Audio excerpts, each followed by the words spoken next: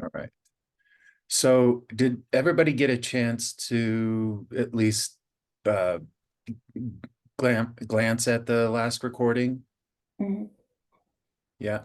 Okay, so just as another disclaimer, this never records the same as it looks on my screen. So the moment I think I'm recording both cameras and everything's going well, it shows up different.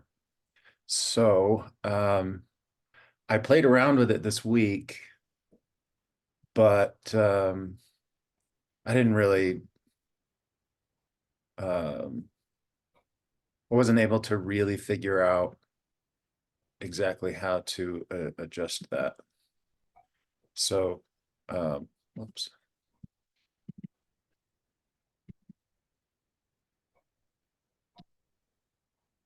Um, okay, I'm gonna go with this. So, okay, let's start out with the critique real quick. There was a couple of you who sent some images that you wanted me to critique, so I'm gonna go over those. I'll try to keep it to a minimum. Um, but let's share the screen and just go one by one. I think there was only three of you, so let me share the screen and we'll just go one by one. Before we start, maybe does anybody have any questions from last time or um,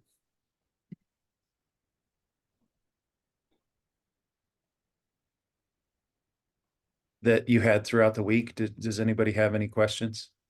I was just wondering, do you make color studies before you do the large scale paintings? Um, sometimes, not very often. Hmm. I I did a little bit more when I was younger. I think that um, color studies are a great way to work out problems. Just go through the problem solving steps, especially if you have a lot of questions about where the painting might be going, or you're not sure how to solve certain problems. It's always good to um, try to go to the final canvas with as many answers Hmm. as you can. The more you have to work out in the final painting, um, I think you lose a sense of freshness and um, it can get really frustrating. From my experience, it can get really frustrating Hmm. um, to try and solve a ton of problems and go back and forth. Hmm. That's what I talk to students a lot about, whether it was a cast drawing or a figure drawing. You can spend a lot of time at the canvas asking questions, saying, well, what if I did this? Or what if I did that? Um, and it's never as effective or as efficient as working it out in your head or on another, Hmm. color study or whatever, and then saying, this is what it should be. Do you know what I'm saying? Hmm. So I always would suggest that students try to make statements on their canvas rather than questions. Does that make sense? Yeah. So yeah, the color study is really useful for that. If I typically I don't do it like a full color study for a final painting. I would have, I might have plein air sketches that I'm using or photo reference or whatever as my guides. Um, the thing that you don't want to fall into, the trap you don't want to fall into, is not doing preliminary sketches because you're lazy.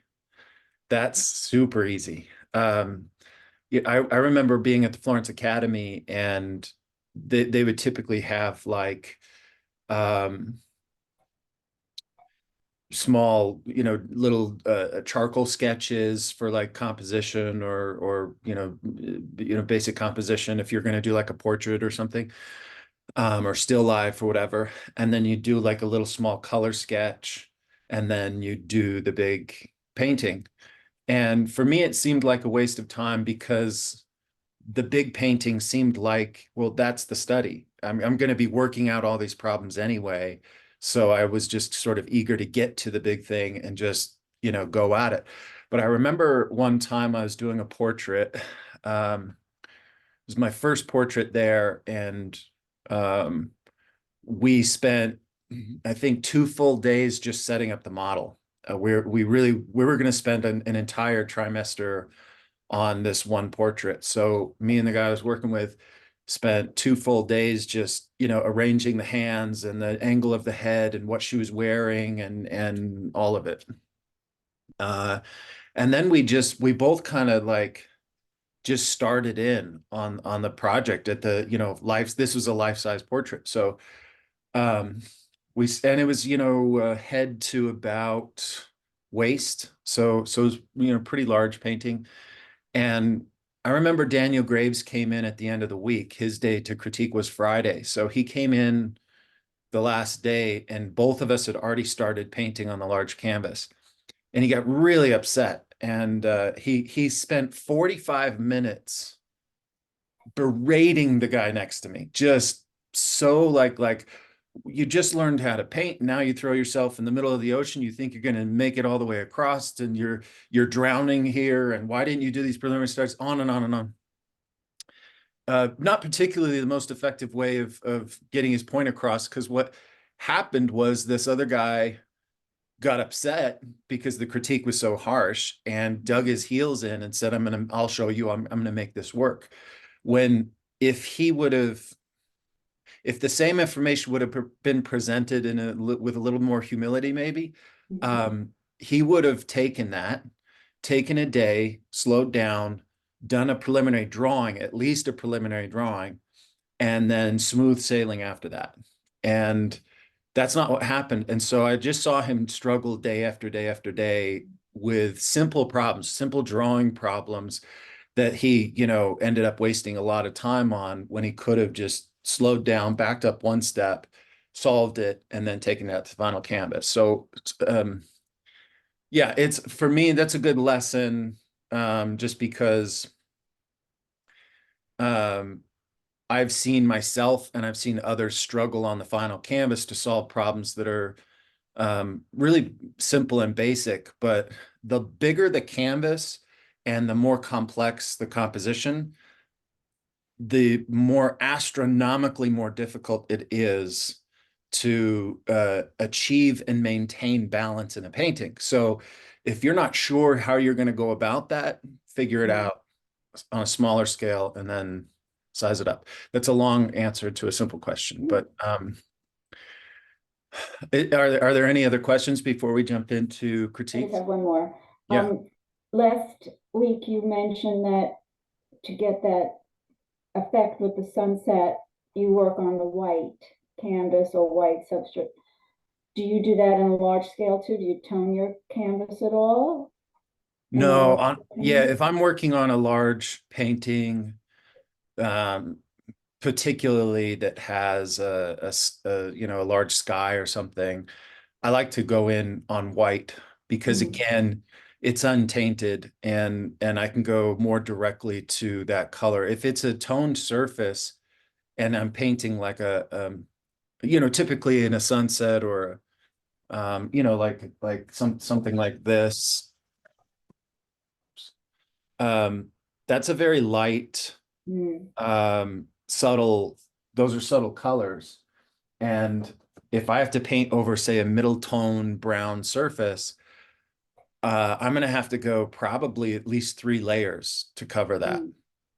Whereas I can use maybe a little less paint and be a little bit more transparent. Not transparent, but I don't have to, lay thick cakes of paint on to cover the mid-tone. So it makes the job so much easier and faster. Also, oil paint gets more transparent over time. So it's only if I'm painting over a white surface, theoretically, because I've only been painting 20 years, but theoretically, it's only going to get more translucent over time and more luminous. So yeah, I tend to paint on a white surface. Thank you. Yeah. Any other questions? Okay. All right, let's jump in and do some critiques here. Pam's with us? I am. Okay, let me pull yours up first.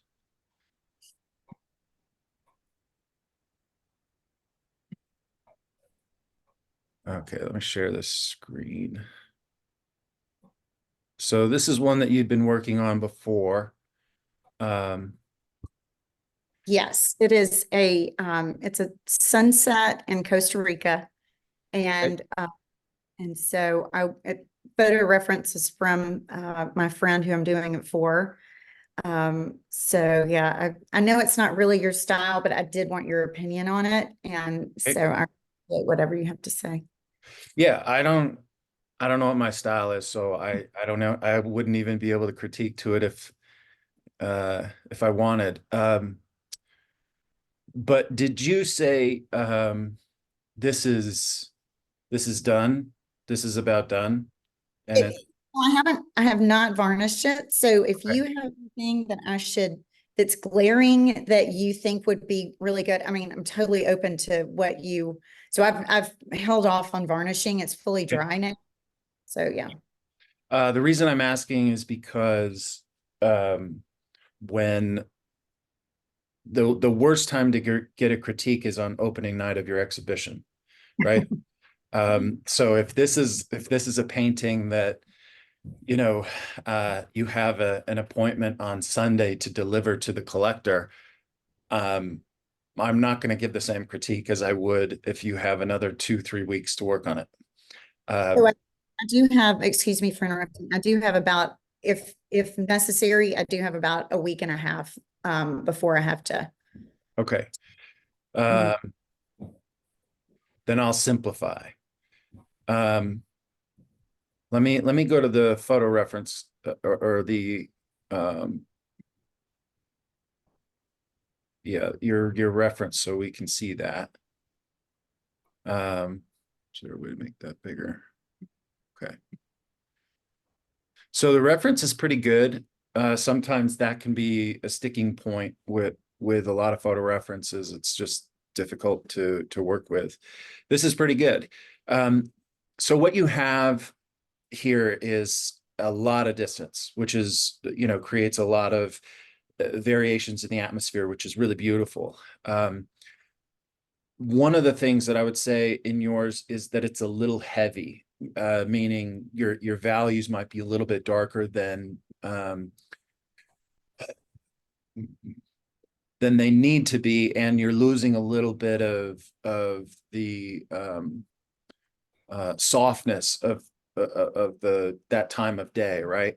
You're losing a little atmosphere. Anytime your values get dark, it becomes a little bit more ominous, a little bit more weighty. You think about it as like clouds are relatively translucent objects, right? They're just a heavier gathering of particles in the atmosphere. So if you paint them darker, they feel heavier by weight. Does that make sense? They feel more they feel more opaque, Mhm. which means denser, which means weightier. Does that all make sense? I was kind of struggling with, so absolutely. I was struggling with really lightening, like keeping true to the reference, but then also trying to get it lighter. And Mhm. yeah, I was having a hard time with it. So Yeah. So what you'll see is these clouds here are stacking, right? So the furthest ones are going to be a little bit lighter, and you can see right under here that it gets a little bit darker, right? Here's your darkest moment in the clouds.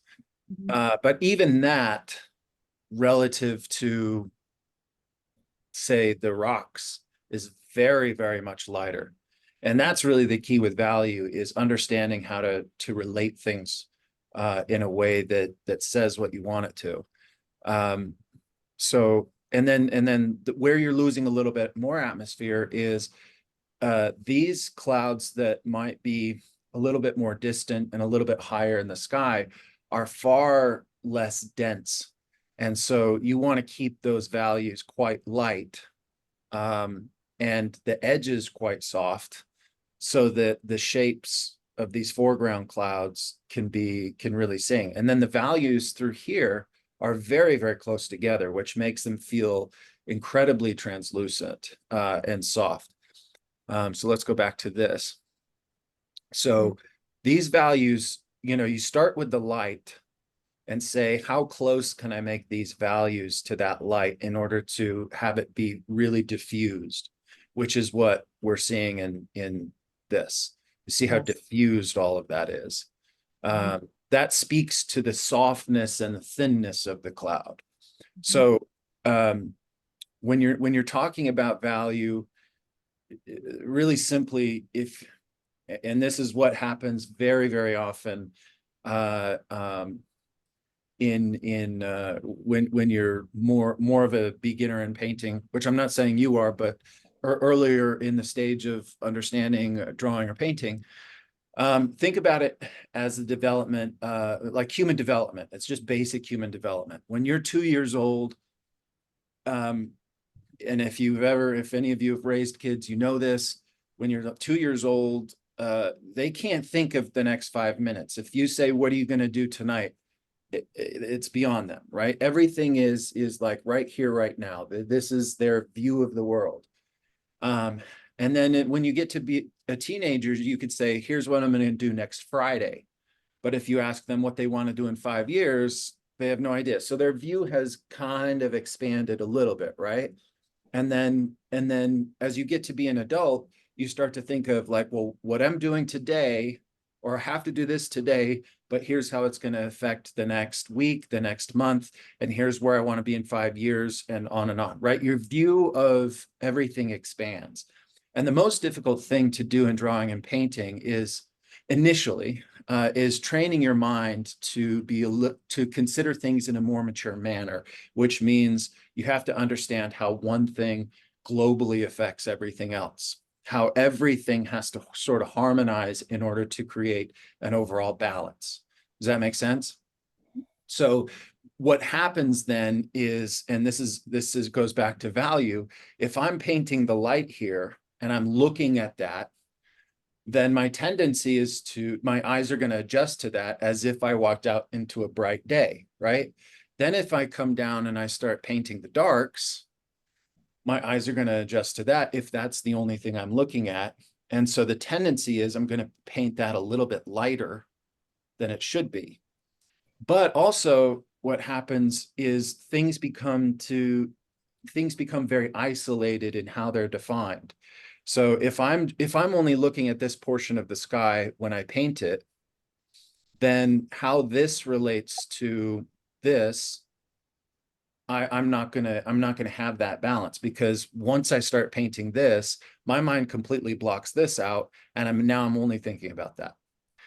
Do you know what I'm saying? So so what happens is paintings can become very fragmented, sort of piecemeal, and the harmony is lost and it shows it. And I'm not saying this isn't a critique specifically about what you're doing here. It's kind of a general critique for something to look for.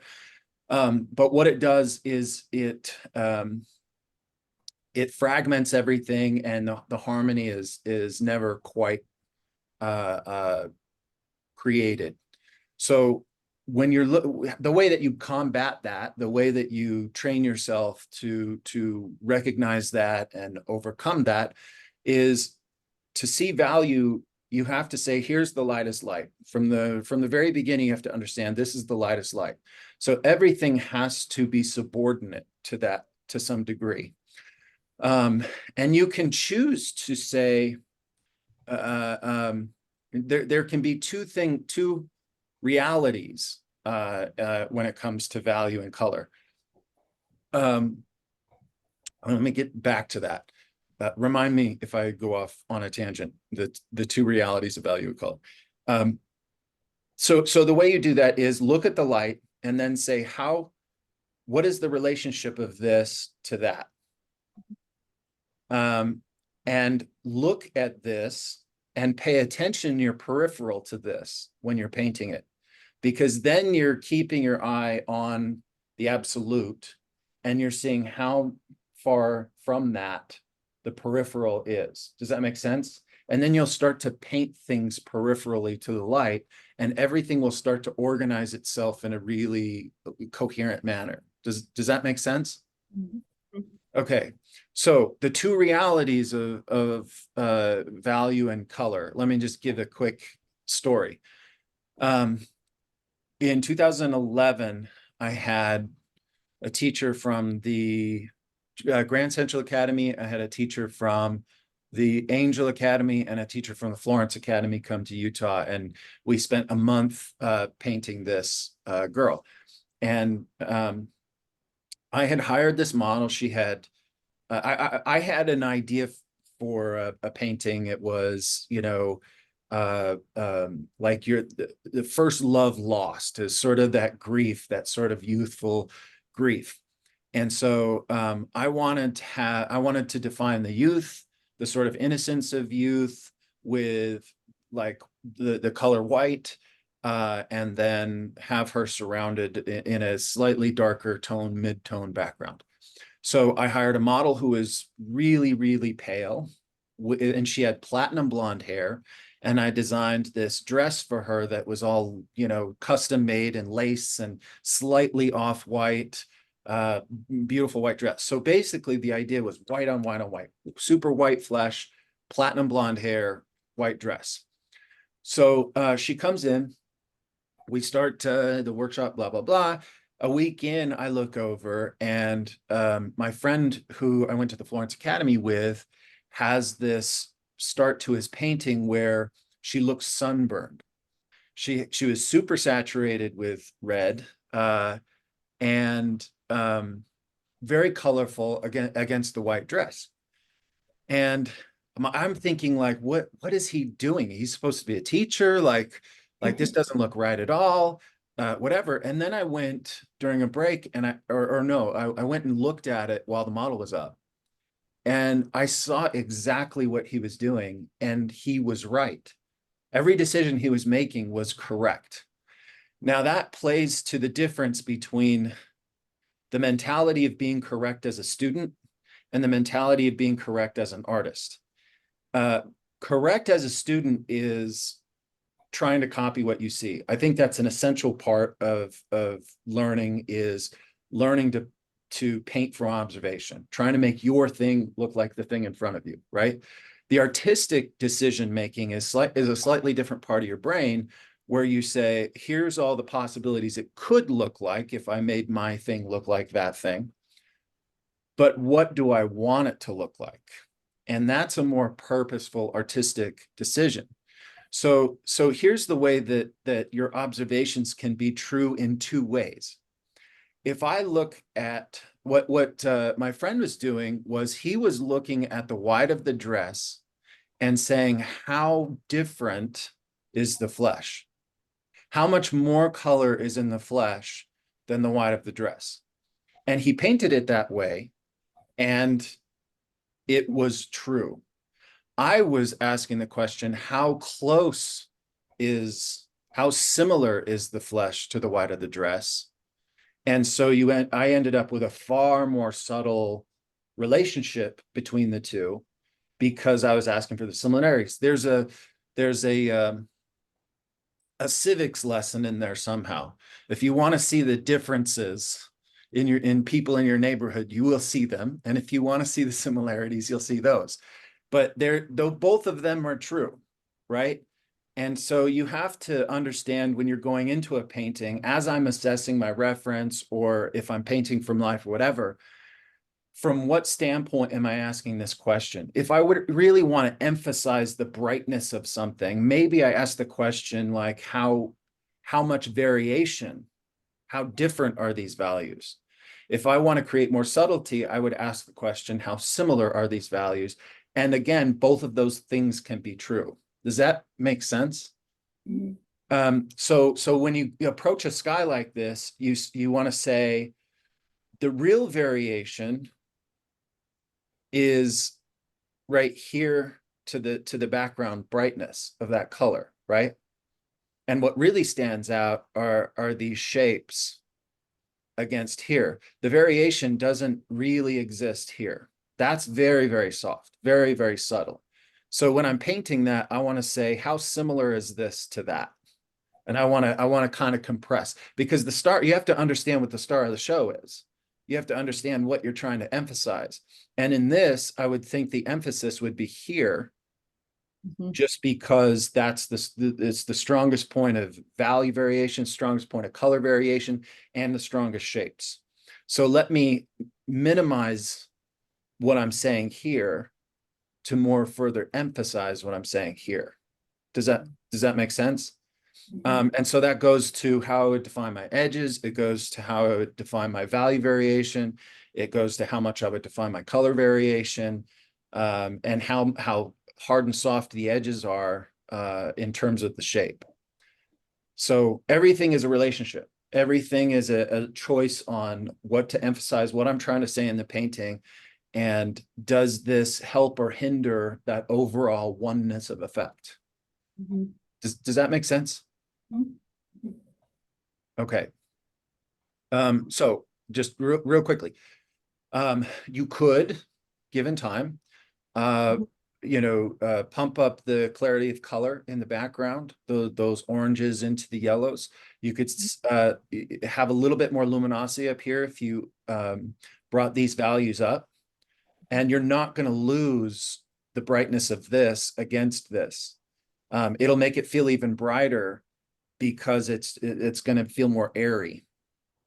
So you can soften some of this stuff in terms of edges, just so that you can emphasize further the shapes of this. And then I wouldn't go too dark back here.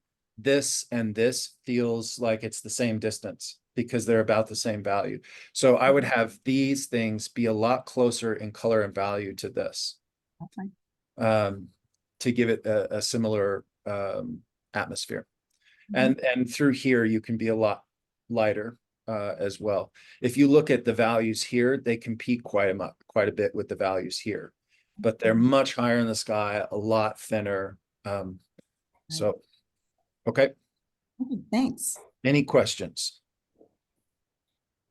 No, I just appreciate you going over that. Okay. All right, Denise. Mhm. So this is another one that you were doing as a commission, is that right? Yes. Okay. So again, I don't want to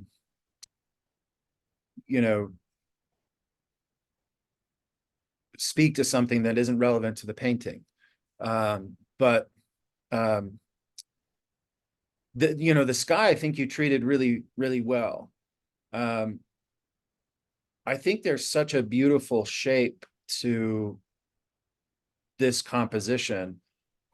Again, I'm going to say this, but maybe it's relevant, maybe it's not. I'm not sure it needs this tree. And the only reason I say that is because of how strong the shapes are in these areas and how beautiful that sky is. And given that moon behind it, I think you make a little bit simpler and more elegant statement without that. And again, if I'm not saying you shouldn't put that tree in there, but if I were to include the tree, I'd want a little bit more expansive composition so that the tree could sing, but so could the sky, right? At the moment, it kind of it doesn't allow me to choose one or the other. It competes a little bit for attention. And that again, to go back to kind of what I was saying earlier, that competition for attention is a big deal when you're making a painting. You want somebody to walk into a room and see your painting from across the room and feel it immediately. The thing that you wanted them to feel, you want them to experience and feel immediately. Then if there's a lot of information in it, they can stand in front of it and like soak it in and enjoy different parts of it. But if they're not sure what the point is initially, then it's a less comfortable viewing experience. And that's all you're trying to give people, is that pure comfort of just enjoying the statement. Does that make sense? Oh, Uh, absolutely. I didn't like that tree there, and this was a gift to her daughter. Her yeah. daughter's fiance proposed to her here, Mhm. and she wanted this particular scene, and maybe I should have been a little bit more forceful and said, I would eliminate that tree, but maybe I'll ask her again, if I could do that, because I felt Yeah. that too. It was, and the composition, I had it be in an 8 by 10, a 10 by 8. Mhm. So it was kind of, scrunched there. So, When it comes to commissions, mm, your hands are tied to a degree, I right? know. Like you have to do what they want, and that's okay. It's like people in Hollywood always say, one movie for me, one movie for the studios. Mm, There's always some compromise that happens. So that critique is relative to like what you might do later, right? okay. When you're doing something purely for yourself, that would be a Mm, thought I would consider. But again, when it comes to commissions, um, yeah. you're painting it for somebody specific, so you got to give them what they want. Okay. Uh, and I don't think the tree is bad. I don't think that having it there is like overly distracting and breaks up the entire painting. I'm just saying for a little bit more elegance in a future painting, something to think about is the separation of space, the separation of masses, and then saying, what is it that I really want to say here? And a really soft, elegant sky Mm, behind this larger mass. That's a nice, simple, calming statement. Um, okay. Besides that, colors look nice. I think, yeah, I mean, when it comes to trees and how to handle the road and whatever, that's just a matter of your own taste and aesthetic. How much do I want to define? You Mm, could go from, Henry Twatman, who was, really, really, really simple with his overall color masses and shape design, to Ivan Shishkin or Peter Monstead, who seems to have painted every single pine needle on the right. tree. Mm-hmm. And but the key in both of them is there's nothing in the painting that's distracting. You never get a sense that something's overstated. And that just goes back to balance. How much information can I put in here in a manner that's not distracting? And so it's just a constant effort to look at it. You have to think globally and paint locally, right? You have to be able to work on, like for instance, a little patch of grass here, but understand how it's going to balance in the overall harmony of the rest of it. Am I saying too much here? Is it too loud? I think about it in terms of volume of voice. Mm-hmm. Um, if I always use this metaphor. Um, if you're filming a movie and you have this pivotal scene where the actors of the two main characters have broken up a couple scenes prior, and maybe they're going to come back together and they meet up at an outdoor cafe in Paris, you have to have people sitting at tables behind them, and you have to have people walking by on the street, and you have to have cars driving by, and you have to have the waiter come up at some point. um, but the key is the scene, is this moment where they're going to have this conversation. Are we going to get back together or not? Right. The camera has to stay focused on that. And if someone 4 tables back starts doing jumping jacks, it's over. Right. Mm-hmm. So everything has to have its place, and everything has to have its relative voice in the overall composition. And if it's too loud, and it can get too loud with too hard of edges, it can get loud with too much chroma, it can get loud with too much contrast. Anytime that happens, the overall scene is broken up. And so it's a constant question all the way throughout the process of how to achieve first and then maintain that balance throughout. So, um, does that help? Yes, yes. Okay. Always keep in mind the big picture, like what you Yeah. spoke. Yeah, definitely. Thank you. Easy to say, really hard to do. I know. Um, okay. Do you have any other questions? Mhm. Okay. Um, Let's go, Becky. All right. So here's the sketch you did. I actually sent you this one that was kind of like a I don't know, copy, Mhm. and then another two on a different one. But if you just want to do this one, that's fine too. So Yeah, I'm gonna start with this one. That's from that reference. I really tried to focus on like the colorways and how the colors like mixed together and added. I definitely need to work, I think, on like my brush technique for making those really Yeah. individual, beautiful shapes like everybody else has. But Yeah, I've I never think, really been able to get like those purpley bits in, and I kind of was happy with that. yeah, I think that shape making would be the thing I would jump to immediately. And if you're struggling with that, I would say be, I would say trust your reference a little bit more and try to be a little bit more true to it.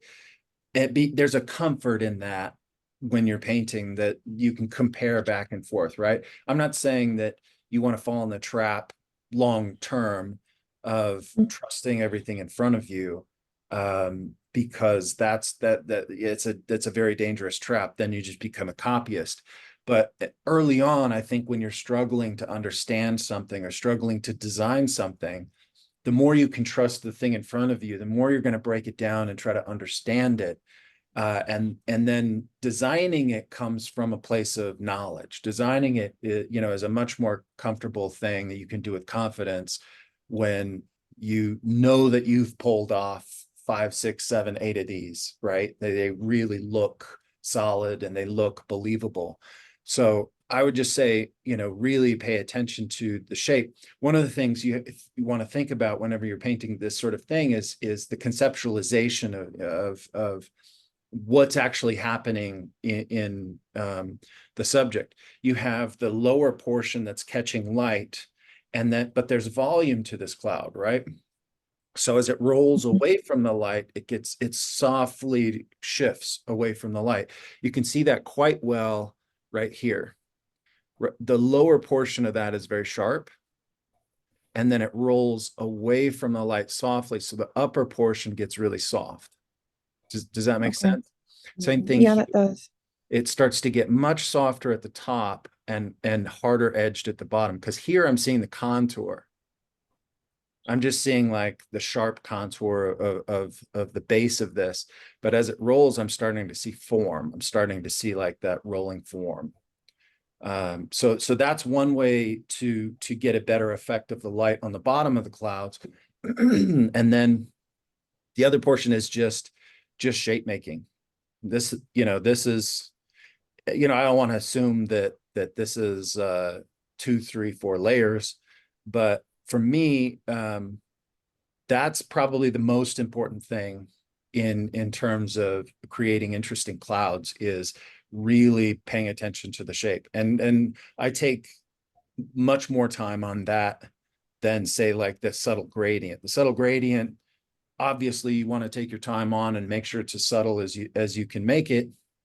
But the shapes are like, that's the punch, that's the real design. So I'm very careful about how I design those. And again, if you're not sure, if you feel a little clumsy, just go back to the reference and say, why does this make so much more sense than what I'm doing? Why does this work so much better than what I'm doing? Comparing back and forth and analyzing that will help you gain some confidence in making those shapes. Do you think just some like just cloud studies, not really worrying about like time of day or anything like that, might be beneficial for me? All of And it. just really focusing on the shape. Yeah, all of it's beneficial. Looking at great paintings. I mean, nature isn't always the best designer.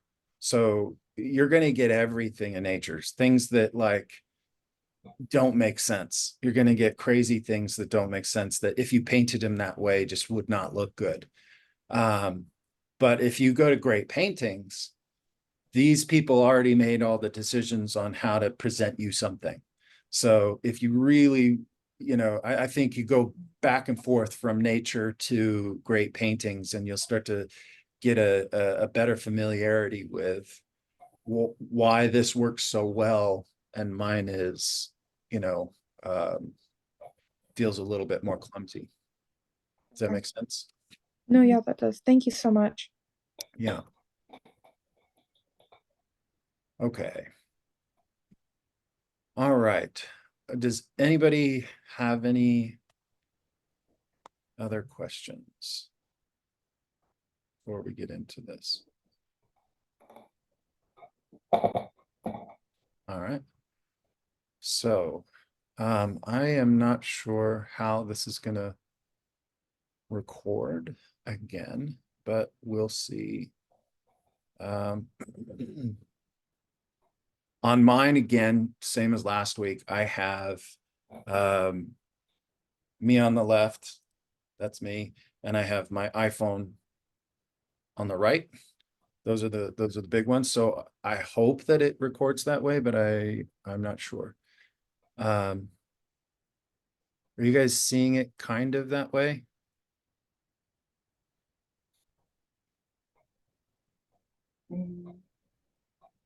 Yes. I'll start this other video camera as well, just in case because last time the iPhone for some reason didn't record. So I'll have that back up. Let me start that. It didn't have the, I noticed that the video camera didn't have the iPad in it. It just had the thing. That seems okay, right? Or would you guys want it recorded so that you can see the iPad and the painting at the same time? Does it make a difference? Mhm. Okay, if I take the iPad out, it zooms in a little bit more on the painting itself. So that's how I'll record it. I think for me, I'd like to see your brush strokes when you paint a little bit more personally. Okay. Record here.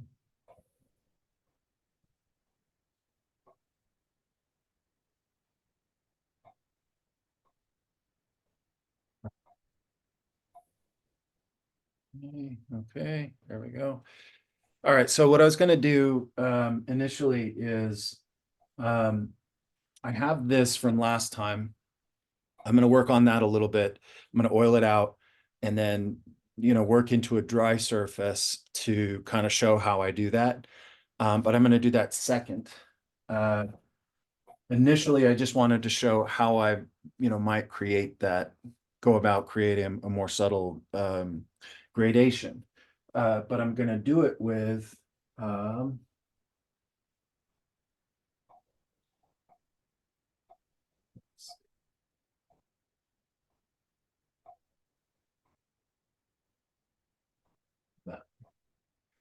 this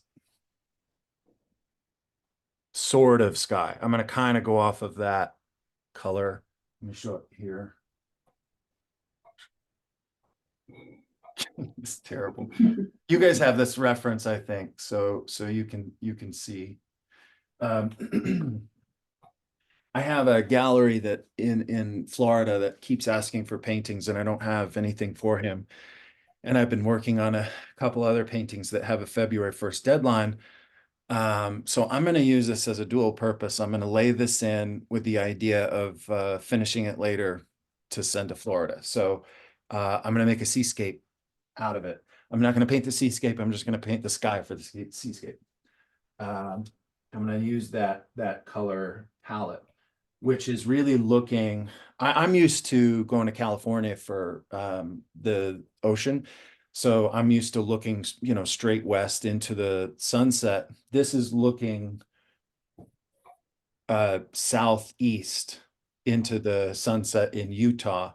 So all I'm looking for in this painting is color harmony. I want to create a generic seascape that has beautiful color harmony and let it be that. I would love for my paintings to have meaning. I would love to work on things that have grand narratives and, something I've been thinking and working on for years. And, but not every painting has to be that. And I think you can make things that are beautiful for the sake of being beautiful. And I struggle with that mentally sometimes, because the thing that I hate is that I might be making decorative art, stuff that doesn't really mean anything. It just happens to match the color decor of the room. But at the same time, I've bought paintings like that I love. So there's nothing wrong with it. And I have to just shut up my stupid self-doubt and interior monologue about being not a serious painter, and just shut up and paint. Okay. So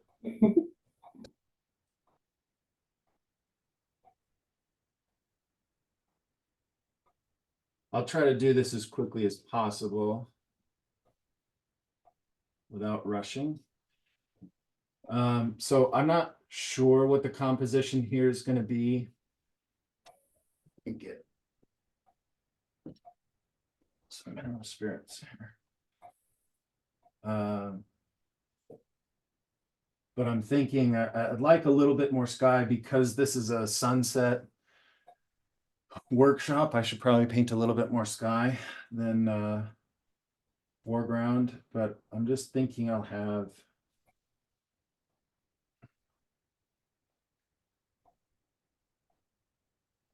some foreground rocks here. I don't want too many.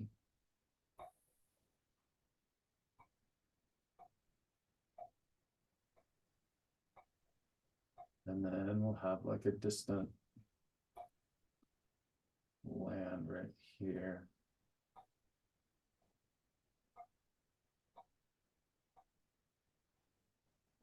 Okay. Simple. And then horizon of the sea. Okay.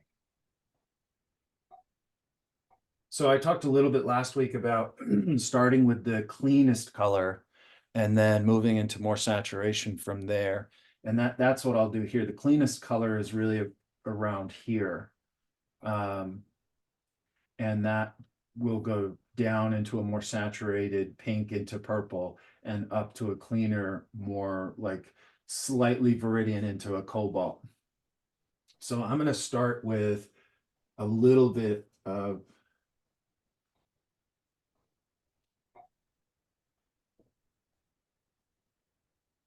and I'm going to use that little bit of blue, that dirtiness of my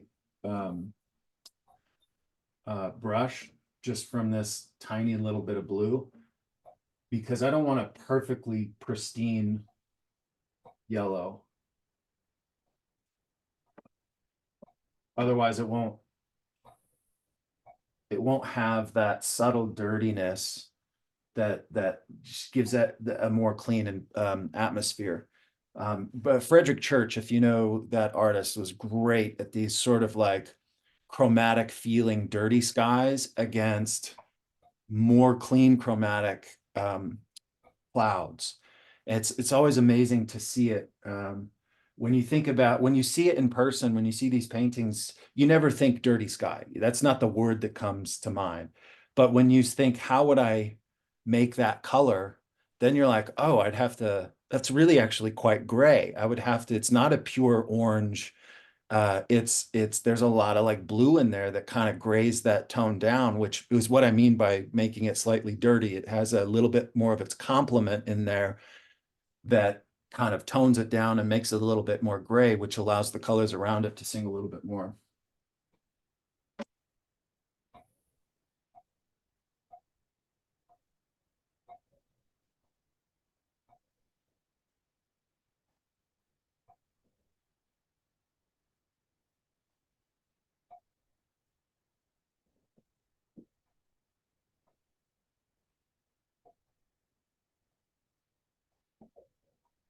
So if you want to do a sky like this in 2 sittings, then you're gonna wanna use a decent amount of paint. Depends on your surface too. This is a little bit finer surface. But you need enough paint to cover the surface. Otherwise, you're gonna have to go in over with a second layer to make it a little bit more opaque. And I'm doing this with the thought that in the same way as this one, where I'm gonna paint just the flat gradation, let that dry, and then come over the top and paint the clouds. Because like I said last time, that gives me a nice ability to edit on the fly over a dry surface. Whereas if it was wet into wet, you can't do that as much. Okay, so.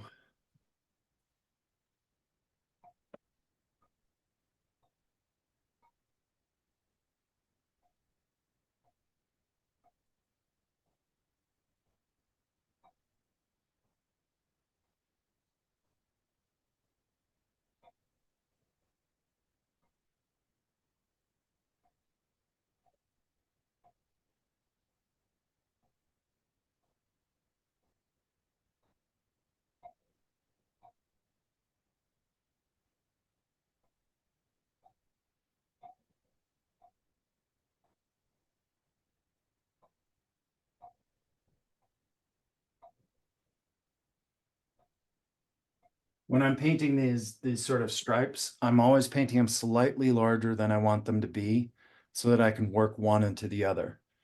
I'm not trying to create like sherbet stripes of color that are exactly the size I want them to be. I want to be able to like manipulate these into each other. So I'm assuming I'm barely going to have any of that yellow left. I want like the barest hint of that as a transition.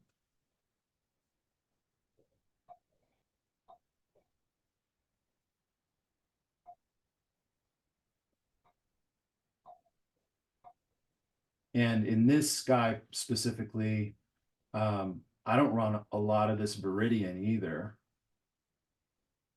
So I'm going to be pushing the cobalt into that layer.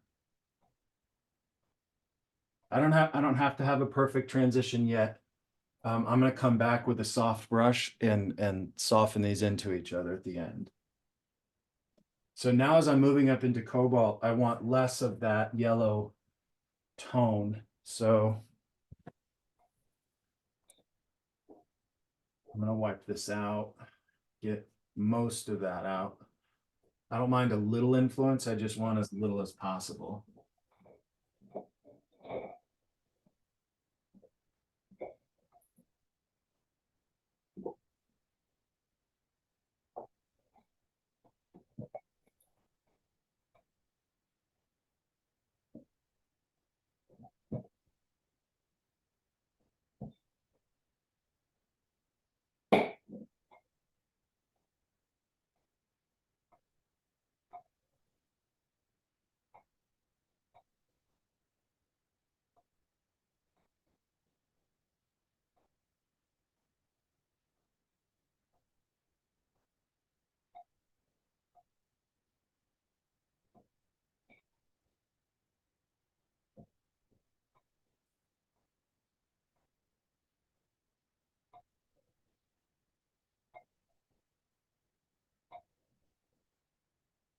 So from there to there, that's pretty big jump.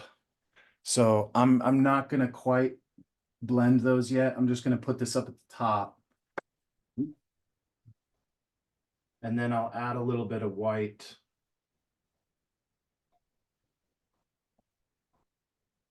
Kind of a mid color to come back in and blend that so that there's not a too dramatic of a shift.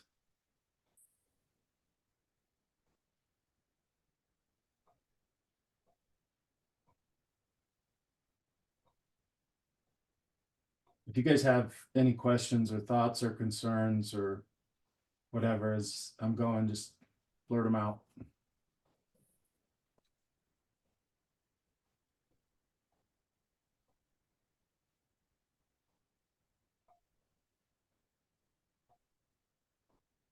Is the horizon color usually your warmest color? Or can it be a cool color? It differs. There's, I mean, in this particular one, it's actually quite cool. It's more of a purpley, hazy, sort of deeper purple. If you had a more like reds, vibrant orangey sunset, then yeah, it's going to be a lot warmer. Just depends on the color palette you're trying to achieve. I try to understand that before I start any painting. What is, especially something simple like this. Something that is a really simple concept, which is like a basic seascape with a nice sky. The concept is so simple that what does it rely on? What's the star of the show here? Well, it has to be color in this case, right? So again, that just goes to making a decision early on about what you're trying to say with the painting. What's your purpose for the painting? And then making sure that purpose carries you through the entirety of the painting. You should solve all of your problems relative to whether or not you're achieving that purpose. Does that make sense? Mhm. Okay, so again, that's a little bit too quick of a jump. So I'm going to come back in, get a little bit more of that yellow and some white, and then have a softer transition here.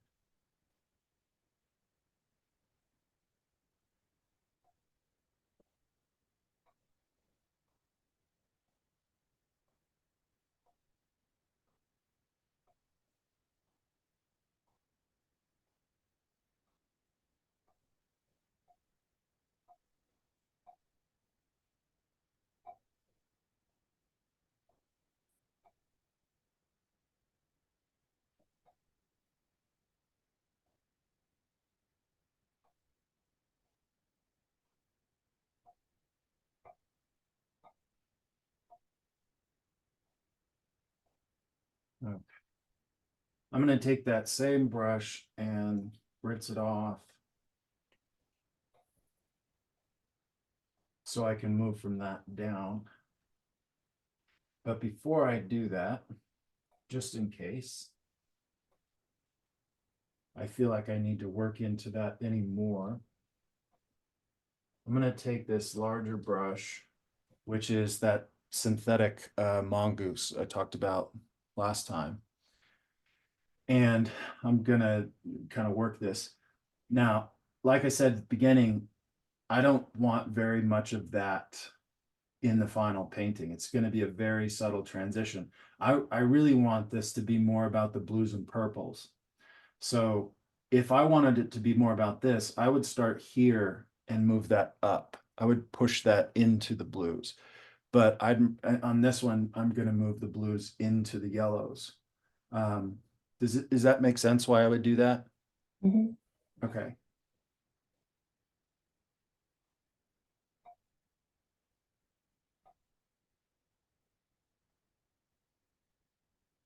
One thing I think about too is how is this going to hang in a gallery? Typically, that's where people would see it, as in a gallery.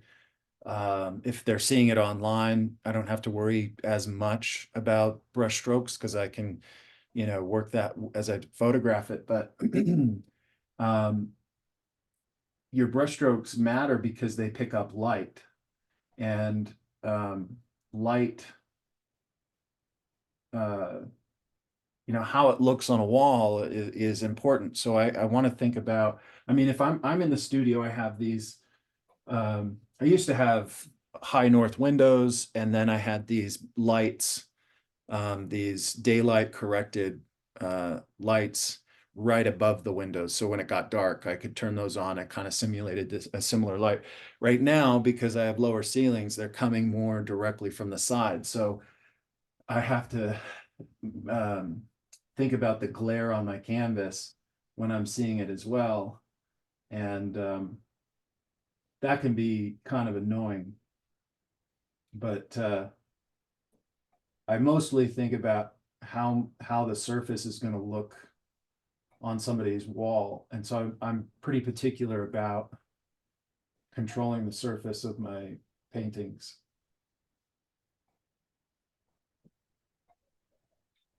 There's not a ton of paint on here.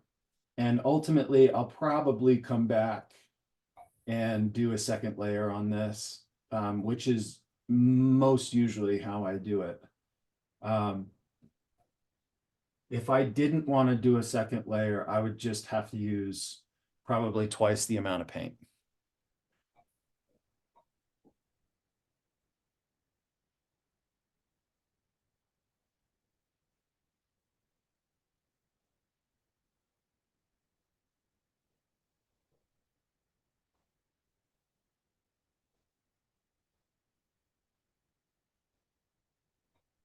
Okay.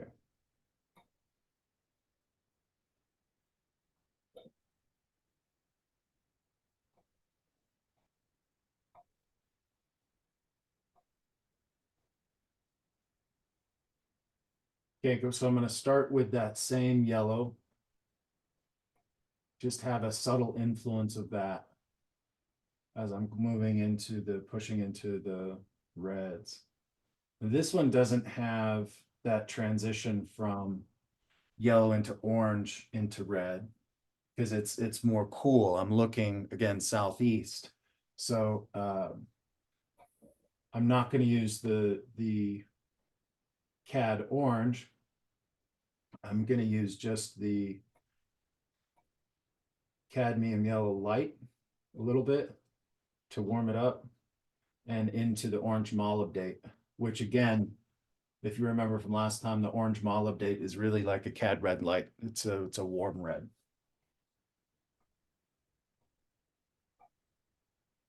And like I said, I don't want a lot of this yellow. So I'm going to push that red into there.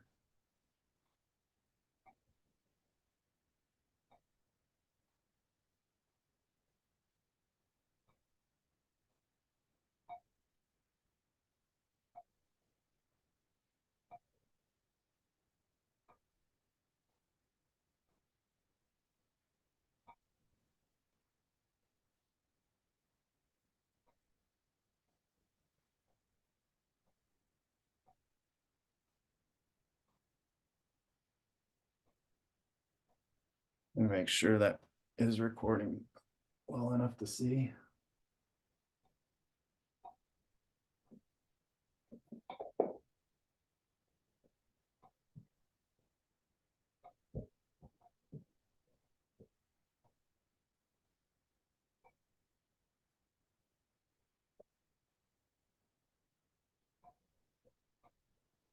Okay, as I move down, I want a little bit more chroma. And again, I think we talked a little bit last time about when the highest level of chroma you're going to get is let's see, sorry, somebody's in the waiting room. Admit them. The highest chroma you're going to get is straight out of the tube. That's the purest chroma. But most tube colors are in a middle to dark value. So you can't have typically high value, which means light value, and high chroma, because the higher the chroma, the darker the value. Does that make sense? Mm. So by adding chroma to this, I have to know it's going to also kind of start bringing the value down, which is okay. I just want to make sure I don't bring it down too far.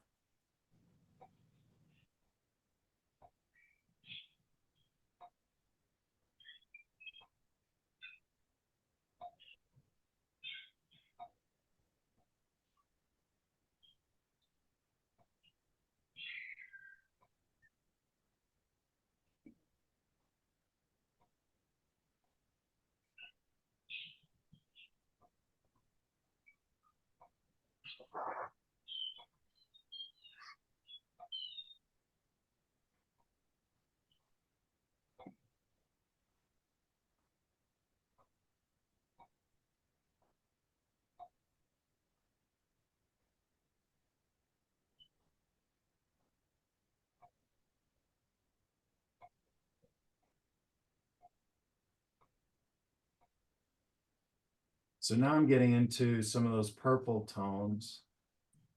So I'm using, coming from that very, very subtle yellow mixture to orange, a little bit more orange molybdate. Now I'm adding a little bit of the ultramarine blue deep. But as I do that, I'm losing pretty significant percentage of influence of that yellow. Now, what the mistake I've made in the past is not having enough of that subtle yellow in there, which means that the purple ends up being really clean, really like it's a beautiful clean, but it's not quite real. So I want to make sure I bring back just a hint of that yellow back, which again is the complement, so that it is purple, but it has a slight, again, I'm going to use the word dirty. It has a slight maybe earthiness to it, a little bit more tangible reality to it. Whereas the cleaner purple would just be, it feels like, I got my colors from a Skittles bag or something.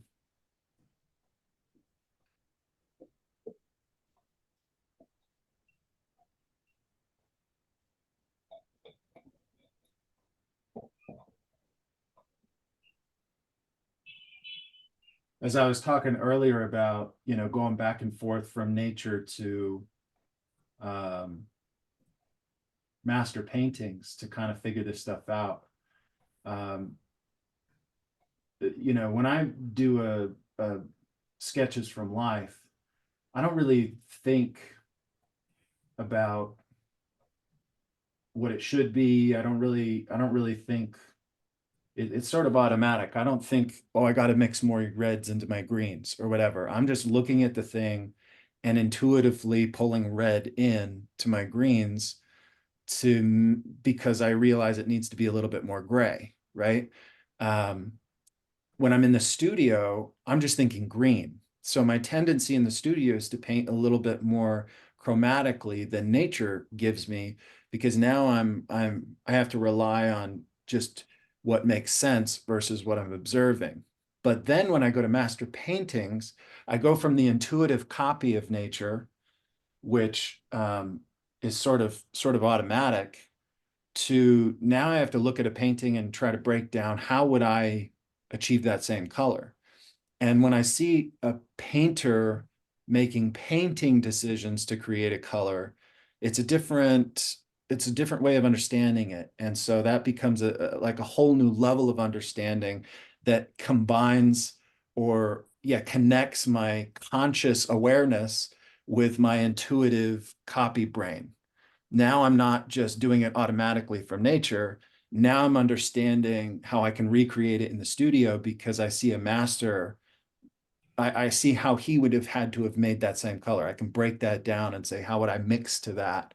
And so create, kind of connecting my subconscious and conscious makes my studio work a little bit easier to navigate.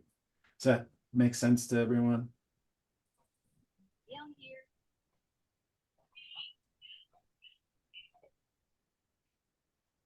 Does somebody have a question? I heard some noise, but I didn't hear anything. Okay, I'll just keep going.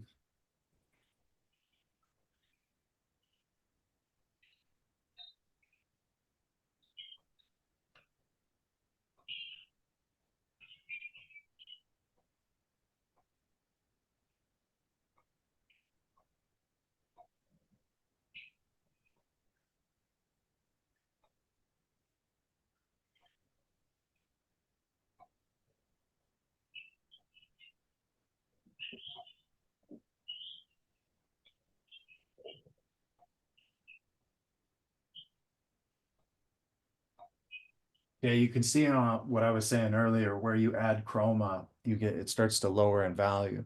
And that's okay. That's what I want it to do. But you just be careful not to go too far with it, or you'll lose luminosity and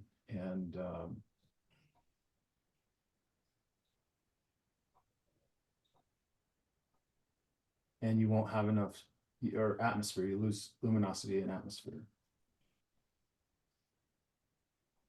The darker I go in my sky, the darker I'm forced to go in my foreground in order for the sky to feel bright. So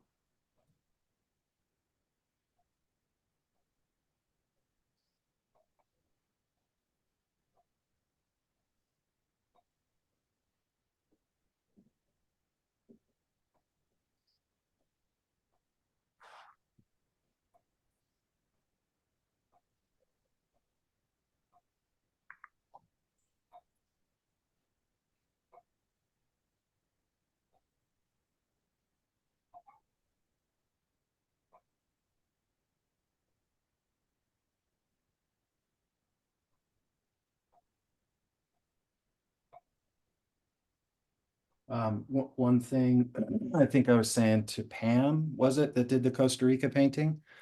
When it gets to this distant, you had some distant rocks, right? That's where I would take immediately this color that I'm bringing down to the horizon and go from that mixture to get that mixture. And it would just be a slightly more saturated color, but it would be nearly identical to that. Does that make sense? And that gives me, that's just like the veil of atmosphere, which is what this is, that sits in front of that. That's why there's such a heavy influence.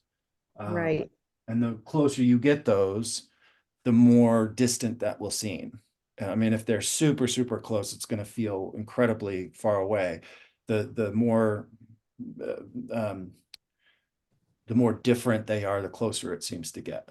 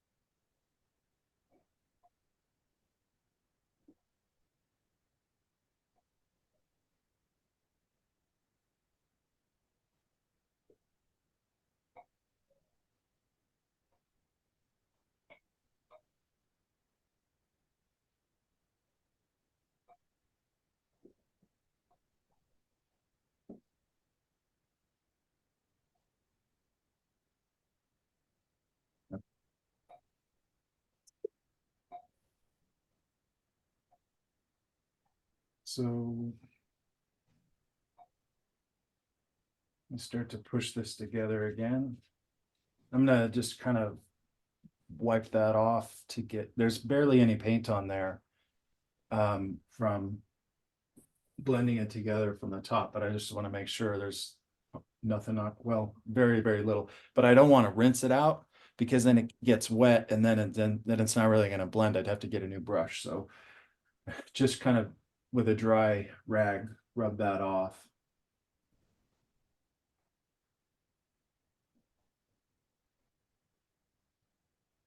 I kind of want to bring that pink up a little further, almost to where it hits that blue.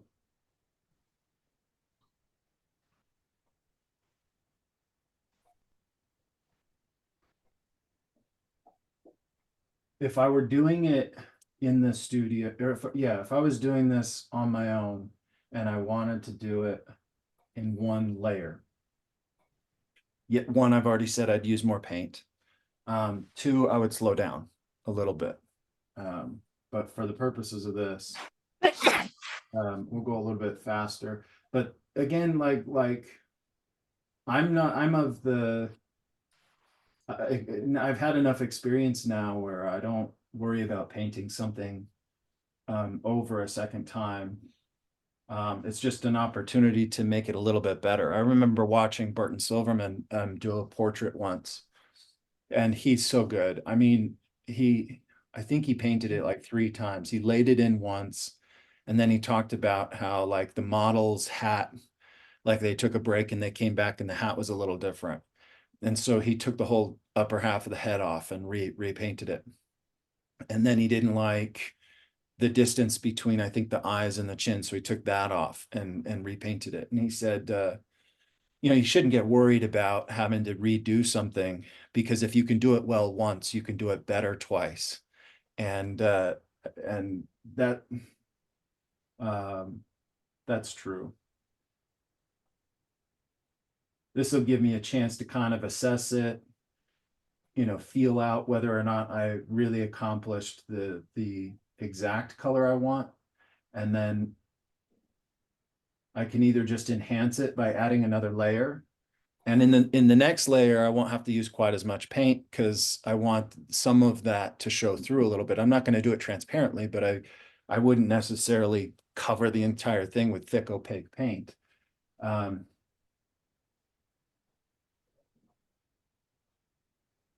But I can already tell that I probably have more yellow in this than I wanted. So I think if I were to come back, I would probably start at the bottom and push that sort of blue purple up a little bit more and nudge that yellow up a little bit more. Actually probably have a little less yellow and go more directly from the pink to the blue with a much more subtle shift with the yellow.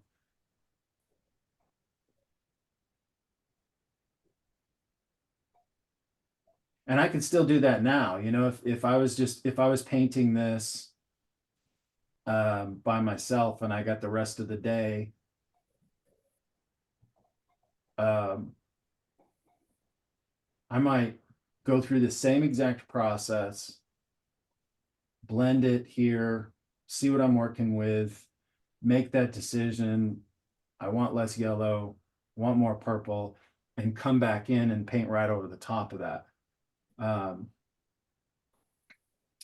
I could do that for sure if I felt like I needed to. But for now, I think that at least gives you an idea of how I lay in the subtle gradation of the sky.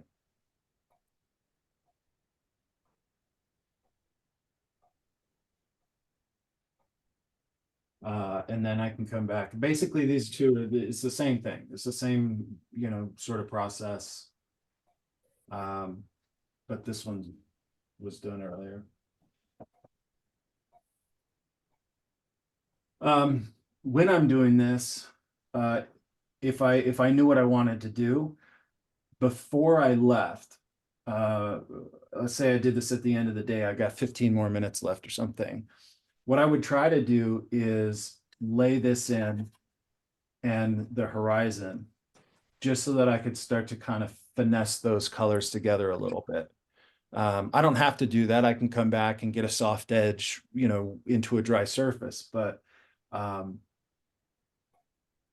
usually I would try to get at least that edge painted in on the horizon, just so I could use the colors, have them relate really well, and create a little bit softer edge. At the end of the day, it's a good idea, if you can, if you're not sure about an edge, to soften it while it's wet, because it's very easy to come back to a dry painting and make an edge hard into it, then take a really hard dry edge and try to soften it. Does that make sense?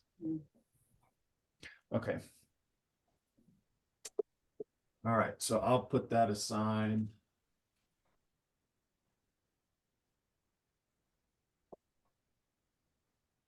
And then there's two things I wanted to do today.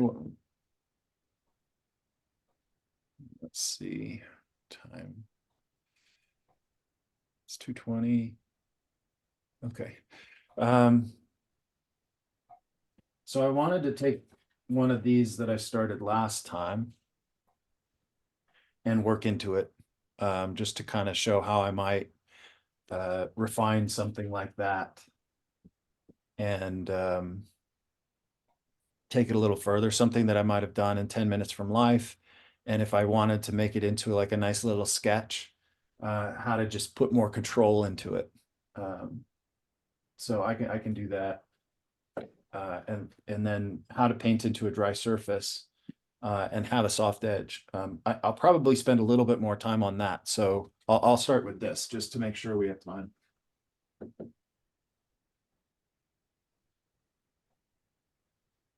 Is there any questions so far? No. Okay, I'm not using reference for this one.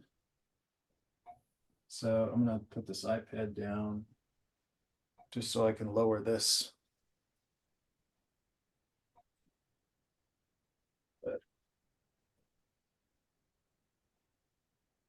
We've got so many paintings in here. Anybody want to buy a painting?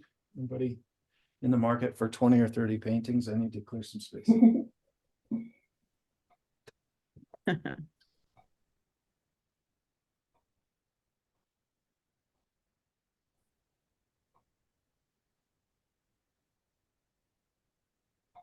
I've got a bunch I need to send to galleries, but framing costs have gotten so insane that They have, my gosh. I can't afford to like frame 10 paintings and ship them off. So they're just sitting here. Let me make sure these are adjusted.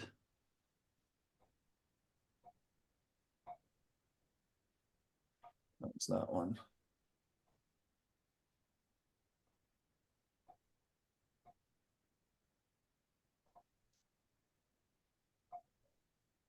Did I mention to you guys our Zion workshop coming up? Did I say anything about that last time? I don't think so.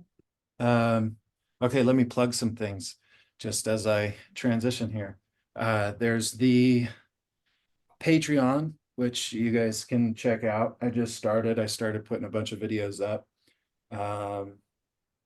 That I'll be adding to that every month, demo videos and whatever. I'm gonna put reference photos up for you to use. There's the podcast if you want to listen to that.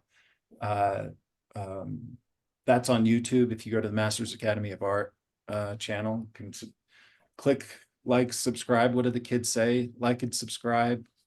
Then there's the Zion workshop is coming up. It's October 5th through the 11th this year. And so far, we have 8 teachers. And so there's a demo every morning and every evening. And so you get to paint alongside and see. Right now we have 8 teachers. So it's me, Shanna Coons, Sebastian Jupil, who's coming from Paris, Travis Schlott, who's coming from Paris, Ted Minoff, who's coming from New York, Leo Mancini Horesco, who's coming from Boston. Andrei Katerniak, who's a Ukrainian painter who's coming from Florence. He lives in Florence. And crap. What am I forgetting? Kate Starling, who actually lives down near Zion. So those are the 8 teachers right now. We might add 2 more. I'm waiting to hear back from a few people, but we did that in 2022 and it was unbelievable. It was a really cool experience. So you can sign up for that. That's on my website. It's on the Masters Academy website. But the good thing is we have 4 spots available for early bird signups. The next 4 people to sign up get $300 off. And then you can also apply for a scholarship. We have 5 scholarships we're giving out worth $600 each.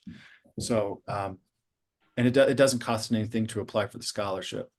But yeah, just if you want to check those things out, they're on the website. And okay. Any questions? I like talking way more than I like demo painting. Demo painting is way more stressful. So if you want to have a conversation, more than happy to do that. Okay, here we go. All right. So I talked a little bit last time about the this medium number 1 and how I use it. One thing I've realized after I talked about it that I didn't mention is you want to be sparing with your use of this. If you use it in too many layers, the vacuum bodied oil can cause what's called blooming. It's only happened on one of my paintings, and I used a lot of it. I was doing a painting for the LDS Church, and the deadline was coming up. And I was painting this wagon train crossing the plains or something, and the foreground was really dark. And the dark colors tend to dry much slower, and I didn't have time for that. So the vacuum bodied oil is a faster dryer. So I just loaded my darks with that and painted this foreground. And then the church ended up turning it down, but a collector bought it. And about 2 years later, I got a call from the collector saying, I don't know what's going on with this painting, but the foreground looks cloudy. So I went to his house, and the blacks were, it just looked like there was this sort of milky film over it. And you can wipe it off. Wasn't a big deal. I wiped it off, revarnished it, it went away, but it might come back, and that's blooming. And I had to call George O'Hanlon. If you guys don't know George O'Hanlon, look him up. He is the head of Natural Pigments, Rublev Colors, and he has a thing on Facebook that you can join called Painting Best Practices, and has all the questions you'd ever want to ask have already been asked. You can go back in the forums, and he's just a brilliant resource for information. What you want to be careful, though, in that page, the paintings best practices, is the advice you get from other people, because inevitably someone will ask a question, and people with far less experience, that what is it, the Dunning-Kruger effect? The less you know about something, the less experience you have of something, the more you think you know about that thing. That's a forum where you really see that. So there's a lot of really bad information in the comments, but listen to George. He's a brilliant scientist. And anyways, he's the one that told me about blooming. So if you are going to use this, we talked about how to dilute it. So this is really maybe 20% of the original, or 20% oil.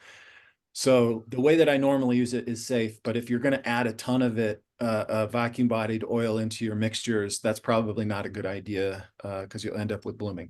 Anyway. So Ryan, I have a quick question. It's Pam. So when I put in my natural pigment order, it was before you talked about that particular thing. So if we don't have that, and say, like, I'm going to go back and try and oil out some of the portions of this painting, what would you suggest for someone as a replacement? I know there's no replacement, but just what would you suggest if I don't have that? Oh, there's plenty of replacements. This isn't the only thing that's viable to use. I would say, whatever you have, what do you normally use? I really don't practice. I don't really do the oiling out. I mean, Okay. I haven't really done that. So, I mean, I did that in one of the classes. So what exactly would you suggest? I would suggest, if like, do you have linseed oil that you use? Oh, yeah. Okay, And I do so, have the Natural Pigments linseed oil. I do have okay, that. so if you just use maybe like a third linseed oil, even a quarter linseed oil in mineral spirits, Okay. just want to dilute the oil so that you have a very thin film, and then use a brush you can scrub with, and put it on as thinly as you possibly can. That way, all you're trying to do is bring out the color and value of what you're going to paint into. And I would try to be sparing about oiling out areas that you're not going to immediately paint into. So what I mean by that is let's say I've got this painting here. See that? So there's a lot of dark in that painting. The portrait's dark, the foreground grass is dark. I'm trying to get it on both cameras just in case only one of them records. Who knows with Zoom. So if I were gonna work in the grass, this is a pretty large painting. The grass might take me a few hours, but I also want to see like the color and value of the portrait. I know I'm not gonna paint into that, but if it's sunk in and I can't really see it, then it's gonna be difficult for me to really judge the values that I'm creating in the grass against the entirety of the harmony of the painting, right? So if I'm going to oil out an area that I'm not going to immediately paint into, I would try to really minimize the amount of oil that I'm using in that area. Because then I'm basically just putting a thin layer of oil on there that's going to ultimately harden and dry over time, right? If I'm painting into it immediately, I can actually use a little bit more oil. You could use direct oil. You could just use oil if you wanted to, because you're going to then add paint to that, which is going to add pigment and it's going to lean it out, right? I wouldn't use straight oil, but I'm just talking about how it would mix. So I would just use a third, a quarter something of oil and mineral spirits, and that should help. Mineral spirits will evaporate, and then try to do it mostly in the areas that you're going to paint directly into. Does that answer your question? Yes. Okay. Anybody else? Anything else on that? Okay. So I'm going to oil this out real quick. And so okay, here's one more caveat to that. If you're using like linseed oil, that's going to create a slick surface. Even if you're using just a tiny bit, it's going to create a slick surface. So you might find that it's difficult to paint into. If it is difficult to paint into and your brush is kind of sliding into that and sliding around, then that's a good indicator that you use too much oil, because it definitely shouldn't do that. But this, with it being a vacuum bodied oil, it out of the bottle is more viscous. It's more honey-like. So it has a little bit more grab. So that's why if you were to oil out with or not straight linseed oil, but diluted linseed oil versus diluted this, you'll probably find working into this a little bit nicer surface, because it feels more like you're painting into wet paint, because it feels more grabby, more sticky. Does that make sense? It makes painting into the oiled out surface nicer under the brush. It feels better. Does that make sense? Okay. Okay. So I'm going to pour a little of this out and oil this out real quick.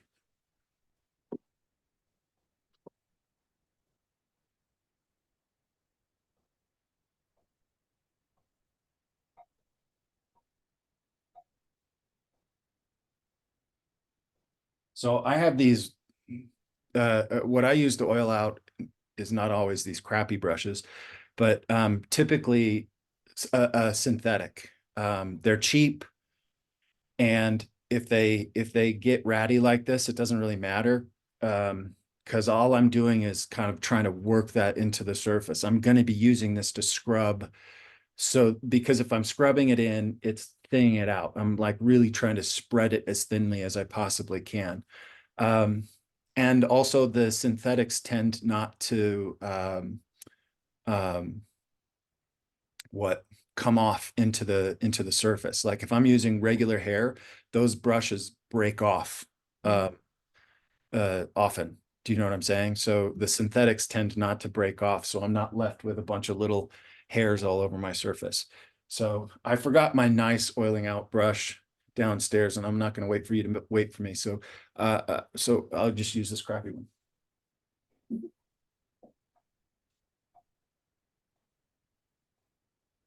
Now this has been, I think I started this a couple years ago and then forgot about it, and just happened to find it as I was looking through old panels.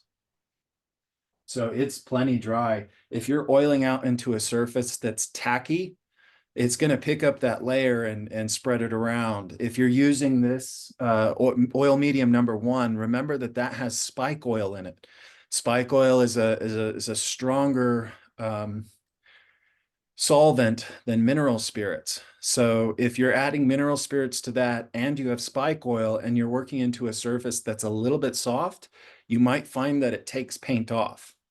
So that's another thing you want to watch out for is if I'm going to oil out into a surface, especially if I'm using a certain amount of spike oil, make sure that surface is dry.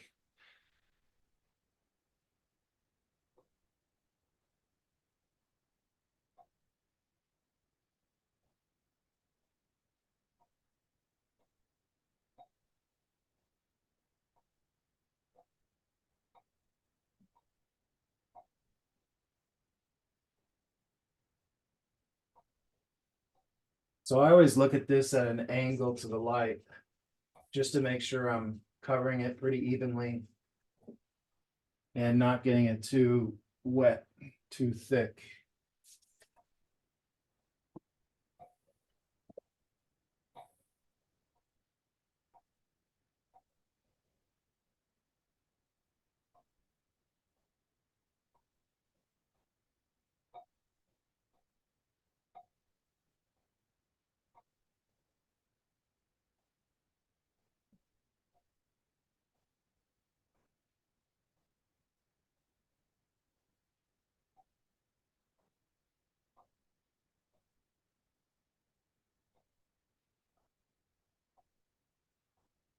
I put this sweater on because my shirt is so wrinkly and I didn't want to iron it. But it's so hot in here. Just need to take that off real quick.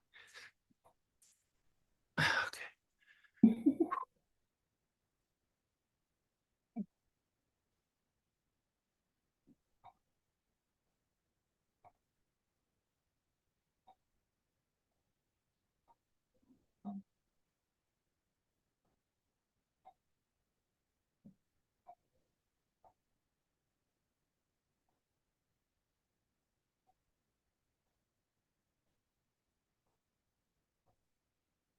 Right. So with something like this, there's no right or wrong. I don't have a solid absolute on how I'm going to design the sky. I just want it to be interesting. I kind of know, basically the color mixtures I'm going to use for the clouds, but this is really about shape making. This is sort of that dusk, the sun has set. And now the clouds don't have a ton of form to them because they're really silhouetted against the sky. And so it's mostly about shape at this point. And because I don't have, I'm not following, a template of an actual sky with a photo reference or whatever, then I'm just trying to create like a nice rhythm and a nice flow. But there's other little things about this. This was done in one sitting, that gradation, but it's not perfect, right? There's little things here with the brushwork that where I can kind of see moments that are where the seam or the great, ouch, I burst my bursa sac on my elbow at basketball. It's killing me. Sorry. So there's a little bit of a seam here. There's a little bit of a transparency here where the red isn't quite as bright. There's a little bit of a seam right through here. Well, I could go back and like match that color and kind of like fix that up, whatever. Or I could just cover it with a cloud. And that's kind of like, it gives me some freedom to just like correct little areas of awkwardness and say that that has to be covered. So I got to put a cloud there. Whatever you want to do. Both answers are fine. So let me get into this.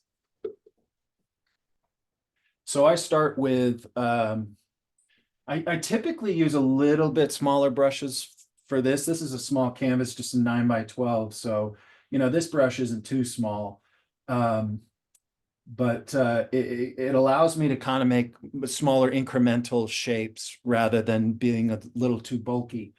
And then I also have this brush on hand, which is a mongoose. This is actually a genuine mongoose. So that if I can't get a feathery edge with this, I'll pull this out and just use it as a subtle blender. Okay. Is that a filbert mongoose? Yeah, yeah. Mhm.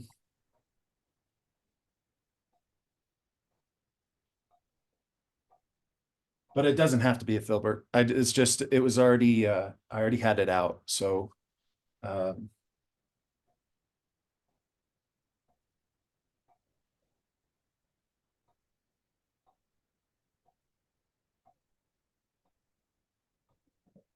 Need more white.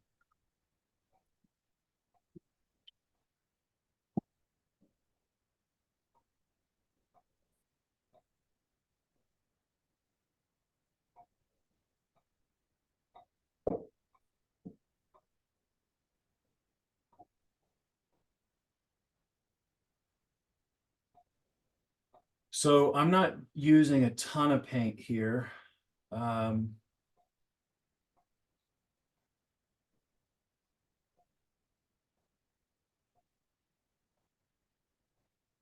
but I also don't want to have to constantly come back and, you know, try to match this color again. So one thing, and maybe you guys are already familiar with this, if you're going to paint a large area, if I were thinking I'm going to do a lot of clouds here, what I might do is mix it with the palette knife and get a pretty large pile of that.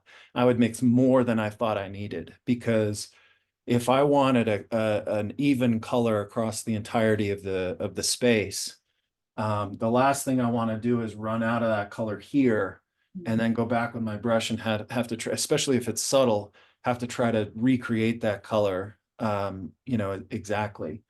So I might come in with a palette knife and do that. That way I'm going to have consistency across the board. Whenever I'm doing like a portrait or a large space, if this was, you know, 4 times bigger, I would definitely mix big piles of paint with my palette knife first, because you can only mix so much paint with your brush, you know. You've seen me doing all my mixing with a brush, but I'm also using very small canvases here. So again, if I was up to like 18x24, 20x24, I'd definitely be mixing bigger piles with my palette knife first.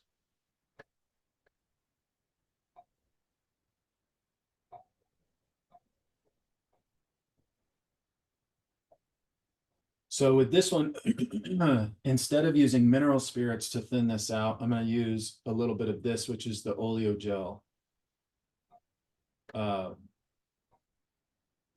which plays to that fat over lean idea we talked about last time.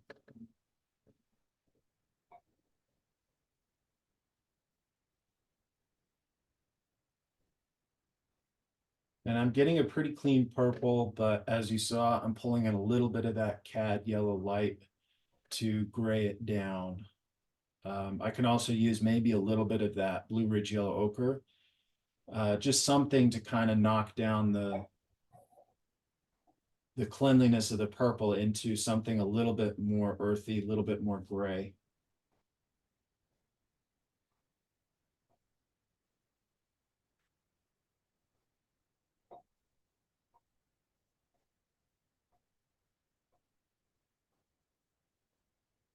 So I'm going to start here where I have the most recognizable, the most noticeable seam in this transition, and just cover that immediately. Again, I don't have any idea what I'm doing here. So in terms of like exact design, I don't even know what the painting's gonna end up being, because I haven't decided what to do with this foreground, but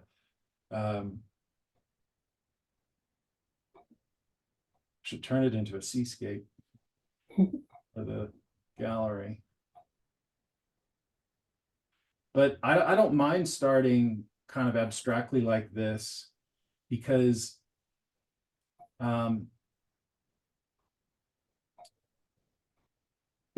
it's, I wouldn't suggest doing this all the time, because it sort of, it plays into that stupid idea that I hate of like happy accidents. I just don't, I don't subscribe to that. But there's something about working out of abstraction and kind of painting on the fly like this that feels a little bit more like improvisation in a basketball game or something. I'm sorry for my basketball references. You just have to put up with them. It's all I think about. It's like you can work in practice and get these game plans down, and you work on plays, and you feel like we have an idea how we're going to go about the game. But in the moment, you have to play to the moment, right? And you want to be able to improvise on the fly. So that's what this sort of feels like to me, is more improvisational decision making. And if I really like that part of painting. So the paintings that are like planned out step by step by step in advance, they end up feeling a little bit like busy work to me. Like I just have to tick boxes, and I got to finish this piece, and then I got to finish that piece, and then I got to resolve this, and blah blah blah. But this sort of thing is really fun for me and balances out that other stuff, because it's just play for me. It's just I get to just kind of go on the fly and improvise here. So and again, the benefit of doing it over a dry surface is, and I'll show you real quick, if I don't like something, I can take that right back to what it was. And if I'm working wet into wet, I don't have that option. So I've grown to like more and more this working over a dry surface. And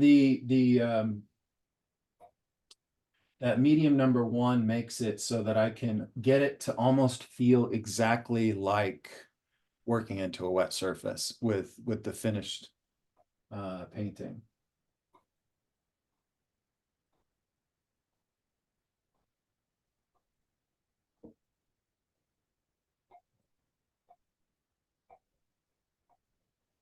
I'm just going to make sure this is filming. I'm going to zoom in on this. You can see it hopefully in the video a little bit easier.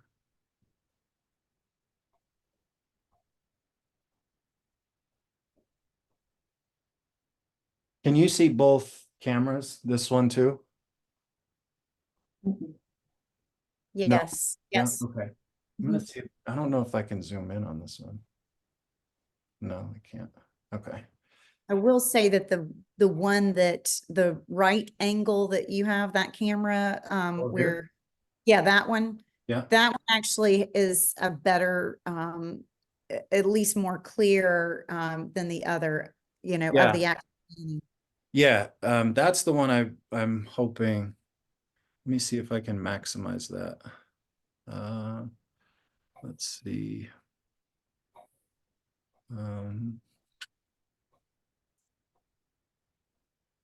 I tried to figure this out this week, and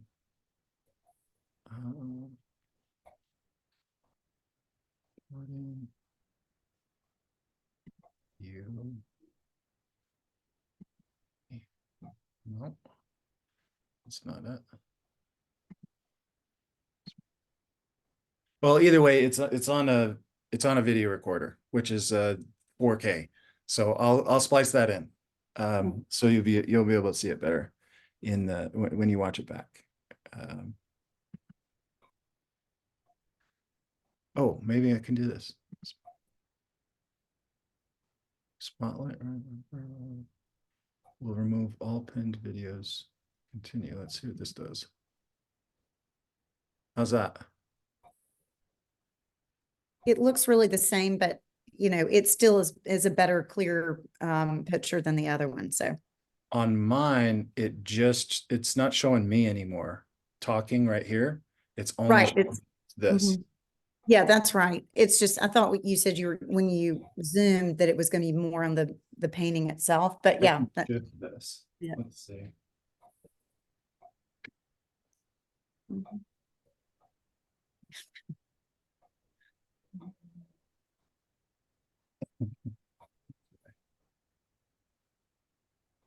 That's great. Oh, okay, back to it. No.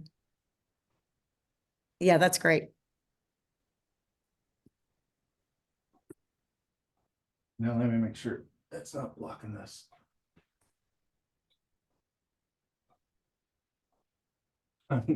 Okay, now I can only see my phone in this other video. Let me move it.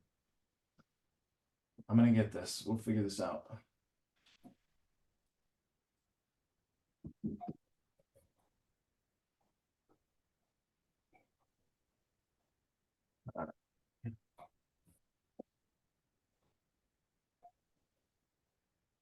There we go.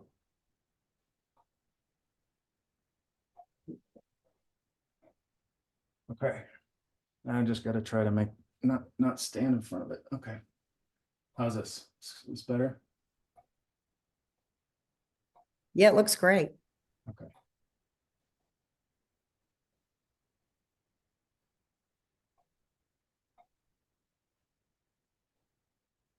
Okay.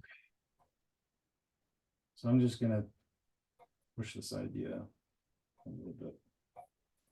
I'm thinking about this, the spacing, the size of the shapes. I think I talked a little bit last time about how uniformity tends to pop into our paintings, whether we like it or not. It's very common. And so the same thing is going to be true of this, that it would be very easy to put like these stripes, you know, the same distance apart. It would be very easy to make shapes that are very, very similar in size. And so as I'm doing this, I want to keep thinking about that tendency and remind myself to watch out for it.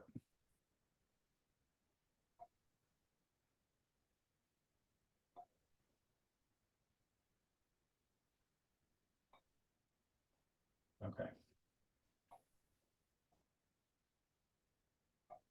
So I hadn't taught um, this sort of thing for a long time, even though I was doing it all the time. I've been inventing landscapes since I started to paint landscapes, and I felt pretty inadequate teaching it because when you're talking about um, teaching, say like figure drawing or portrait painting or whatever, there's a lot more just technical aspects to um,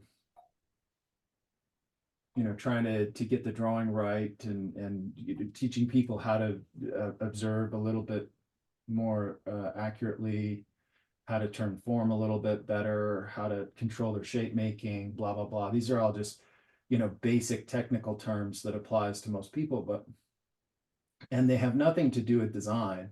It's not like, you know, I'm making this decision because uh, uh, you know, beauty, blah blah blah.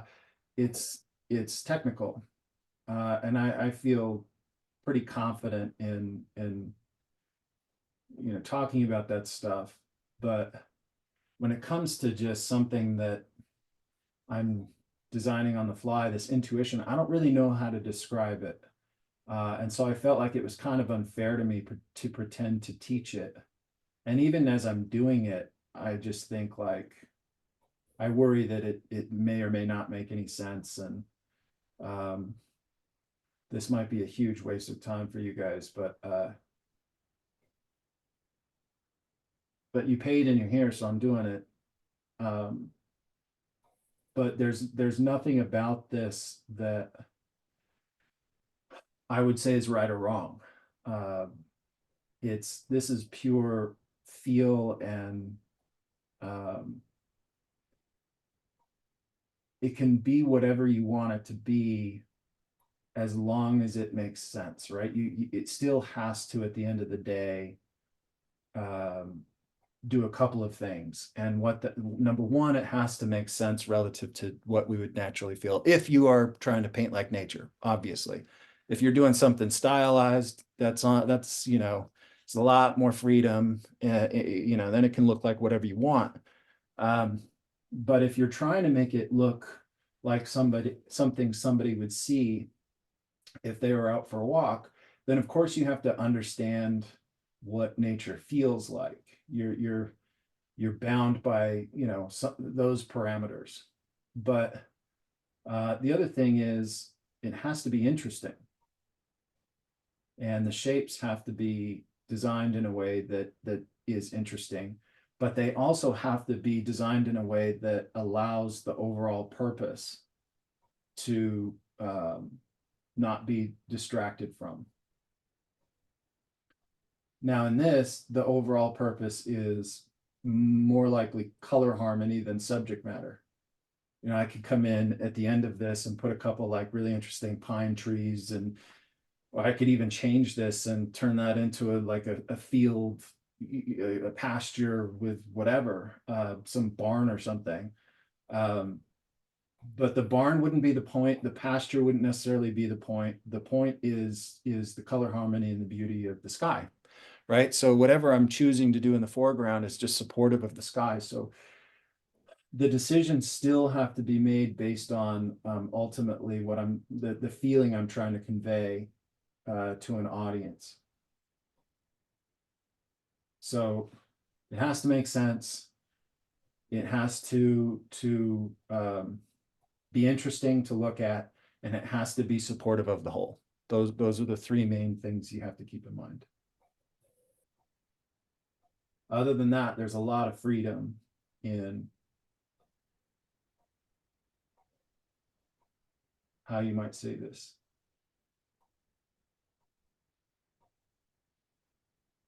The touch here is super light. When I'm getting into areas that are a little bit more opaque, I'm using a little bit more paint and laying that down.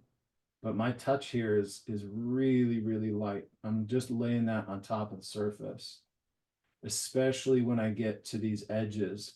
It's just this feathery touch. And then when I go in with my finger, I'm just pulling off just a hint, I'm barely touching that to try and control the edge. And then of course, if my finger's not doing it and this isn't doing it, I just bring in a clean, dry brush, and that acts as that final sculpture tool almost to get that edge as feathery as I want it.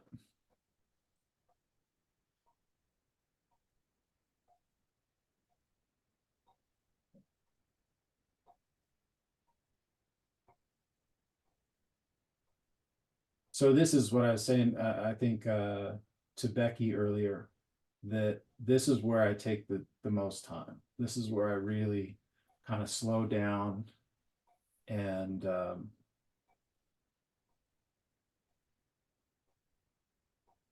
try to be very careful about the shapes that I'm making.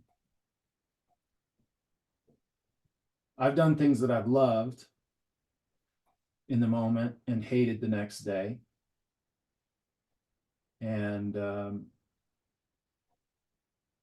in that case, if this were to dry, I can still come and repaint it. I can come back. The surface is thin enough. I don't have a ton of thick paint. I don't have a lot of random textures going on here. So I have definitely come in and said, I hate this here, and now it's dry, and it's been dry for a month because I was working on something else and I just don't like it. I will come back in and just paint it out. And it may take 2 or 3 layers to redo that, to cover the dark notes, but it can be done.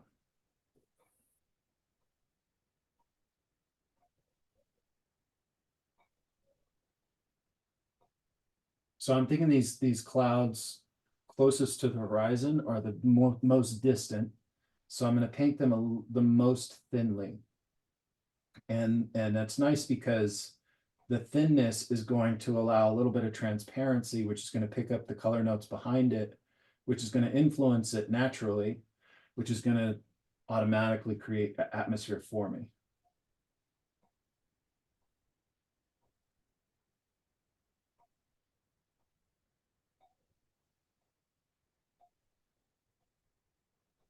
Like I was saying to Pam earlier, the closer these colors and values are together, the more atmosphere I get. And you can see like there's barely any paint right here. And yet that cloud's pretty distinct. It's definitely a cloud. Just seeing you do this just really emphasizes to me how heavy-handed my brush was when I was working on those clouds. So I'm glad you're showing this. I appreciate it. Yeah, I'm heavy-handed is a term I heard the first 2 years at Florence Academy. It's such a common thing. It's just, it's a, it's like, when you first learn to paint, it's like painting with boxing gloves on. It's just this clunky, sort of heavy, burdensome, over emphasized. All the contrasts are too much. The color variations are too much. The paint quality, the brushwork, everything feels like you're painting with your elbows, and then the more you get into it, the more sensitive you get. I worked with Bill Whitaker for a while and was friends with him for a while, and there was one thing that he kept saying is that terms you get more and more sensitive. And that's just true. It's just this, you understand the delicate touch necessary, you understand how much paint you need, you understand how to control your values. Everything is a matter of becoming more and more visually and tactily sensitive. So heavy-handedness is not something to worry about, especially when you become more aware of it. It's just, it's gaining that initial awareness that helps you start to overcome it. But it's normal. Everybody has to go through it. Even a guy like Jeremy Lipking, who seems to have like woken up with a brush and just been good at it, which is so annoying. Even he had some moments. So cut yourself some slack. We all go through it.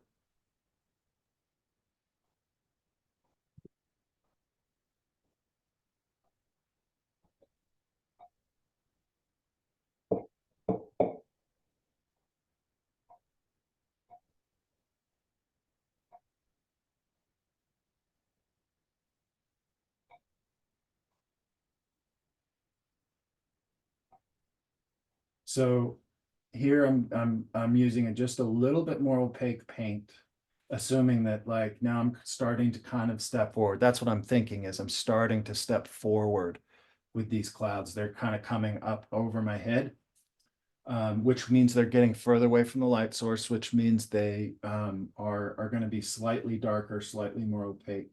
That'll give me, it's a very subtle difference, but if I can get my edges a little bit harder and my color just a little bit more opaque, it's going to read as it's a little bit more distance in there, a little bit more. I'm going to just be describing a little bit more space and depth.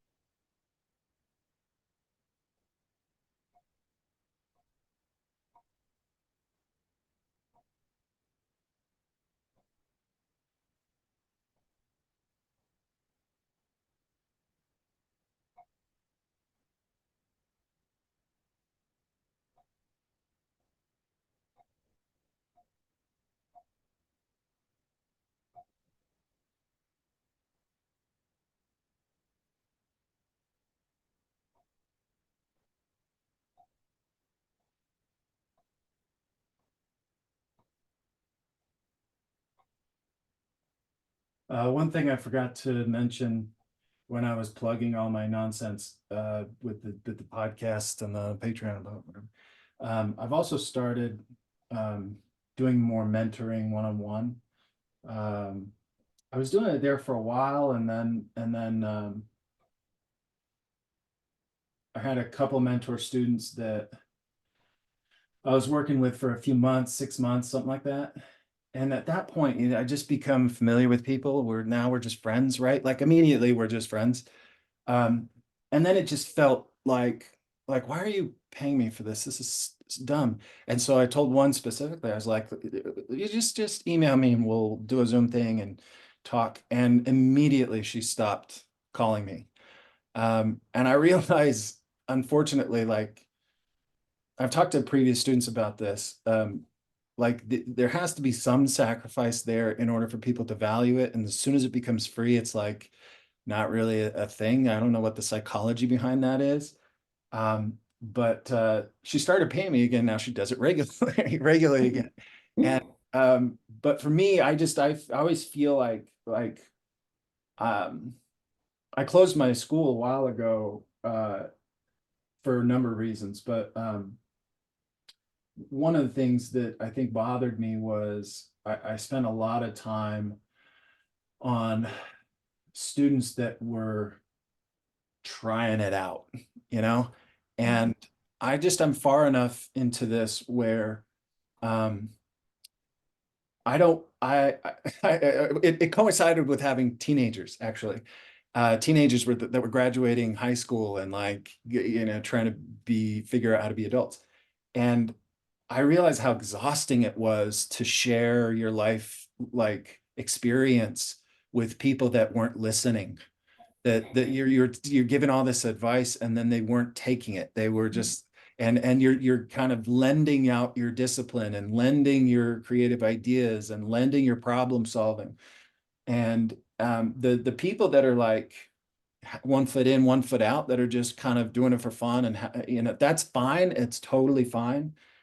But I was giving the same energy to everybody, and I just got tired of it. And so it's more like if you buy in, if you've already paid your dues and said, I want to do this, I really want to do this, then we're on the same team. We're in the same club. We bought in, we committed, we're on the same, we're immediately the same. I want to help and share whatever experience I can with people that are already committed. But the ones who are mildly committed, I found I was just spending so much more time with them because they have more questions, you know. They're not necessarily like doing the 1,000 paintings to figure out their own solutions. And so they end up sucking actually more time and energy than the people who are working constantly. And so yeah, that was kind of a catalyst for closing things down. But then I realized, and then I kind of shut my mentorship down as well, because I questioned whether I was useful or not. And then when I stopped that, I was like, well, I'm definitely not useful if I'm not talking to anybody. I started to feel like an old retired guy just puttering around all day in his slippers, you know, doing little paintings that I thought were cute that nobody else cared about. And gosh, that was not a great feeling. So I started all this Patreon and mentorship back up again. And I just like the interaction. I like being able to at least pretend that I'm useful.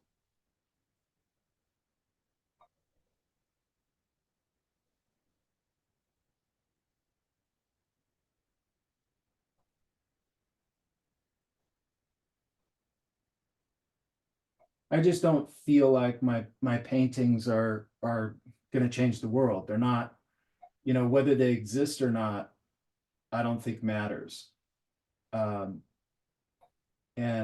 when all I was doing was making paintings, that reality hit home really powerfully. Like nobody cares if I do this. It doesn't matter at all if this stuff exists. But when I'm actually interacting with people, that matters. That actually, gives me some sense of usefulness, and the relationships are, um, they mean a lot more than I think my paintings might ever mean to people. Hey Ryan, sorry to cut you out, but I just wanted to add something. Yeah. So, after more than 15 years, if I'm painting again, it's only after seeing your paintings and one more artist. So, maybe you think it doesn't matter to anyone, but it does. You may Well, not thank believe you. it. So, yeah, I That, just wanted to that was a chip that. very nice thing to hear. Thank you. Sure, I'm an engineer by profession, but yeah, I love painting and I used to as a child. Um, yeah, so more than I think almost 20 years now. So I'm back to painting after seeing a couple of your paintings in Scottsdale. So yeah, Ah, that's so thanks for nice. Welcome back. Welcome back to the world of painting. We've missed you. that. Thank you.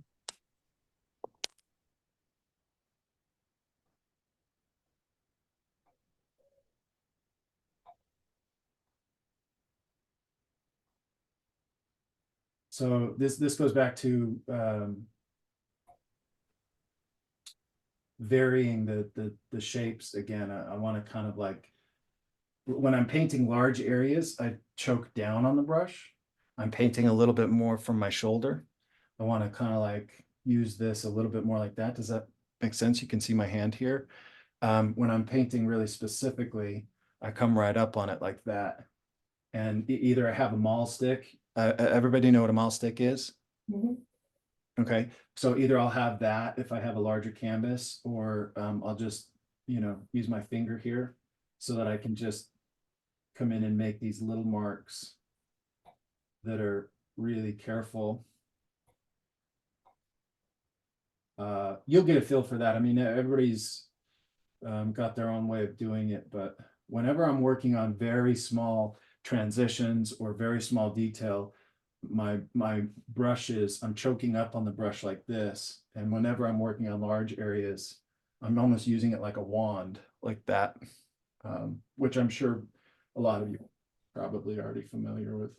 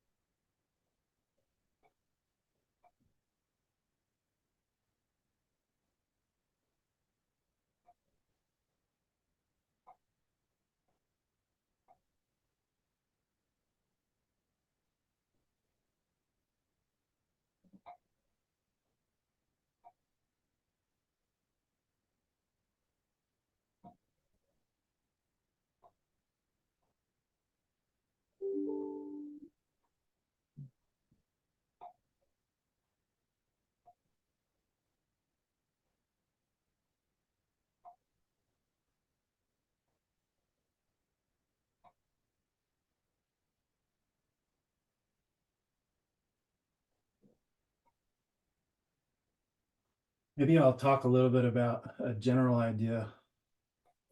While I'm working, that's sort of unrelated to, it's not really about skies, but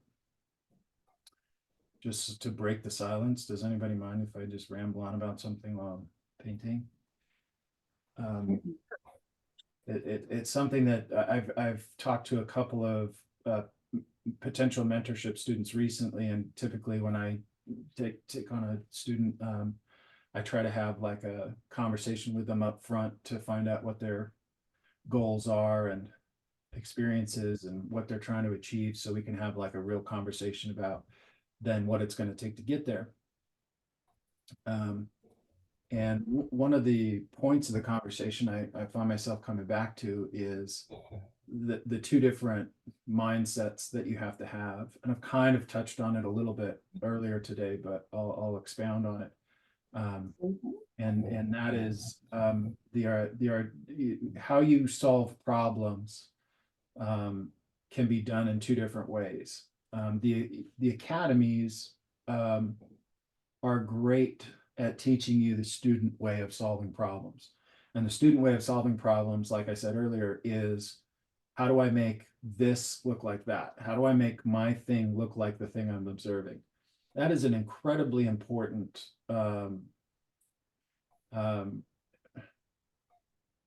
process of your development, because it has so much to do with learning to observe, learning what things actually look like, and how to basically represent them, right? We're in the field of representation.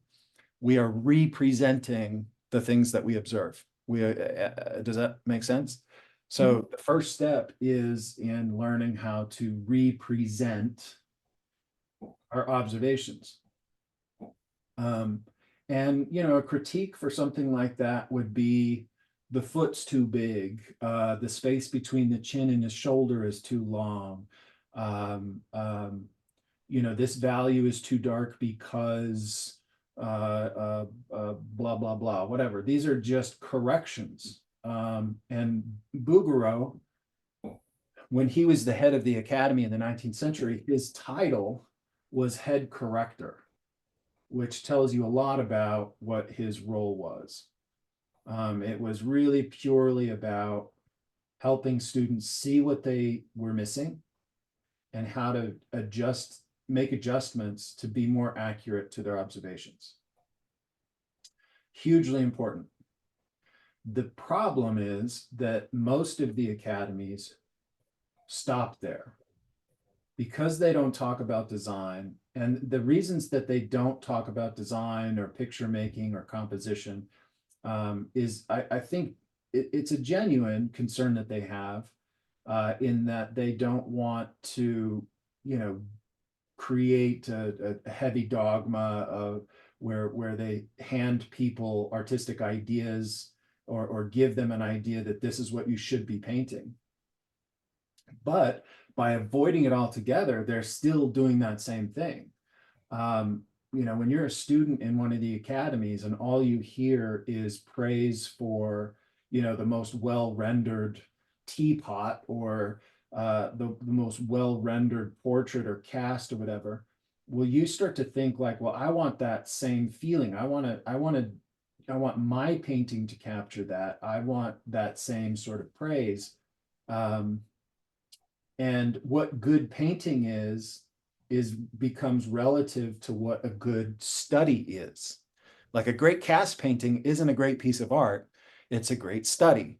A great, you know, single head portrait that you do in the studio, you know, as a student isn't necessarily a great painting.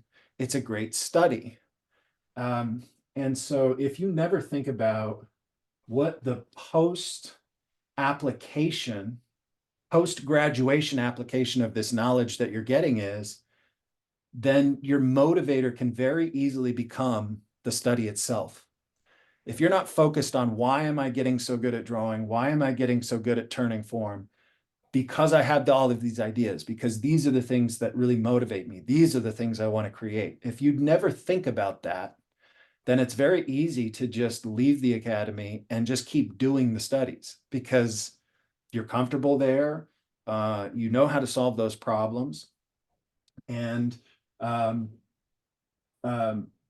you know you're going to get praise for it. But that's not, you're completely avoiding the second mentality of development, which is, how do I make decisions and how do I solve problems relative to what I want to achieve thematically or from a feeling standpoint?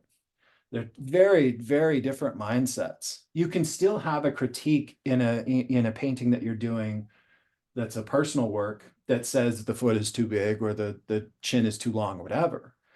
But you're also not only making decisions based on getting proper proportion or a proper value control relative to accomplishing form.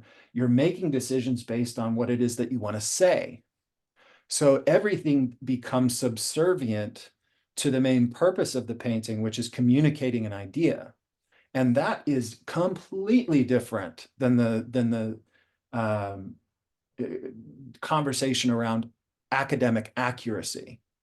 And if you avoid developing that part of your artistic self, it's not like once you get really, really good at rendering form, that thing just shows up and now I can make multi-figure paintings. Do you know what I'm saying?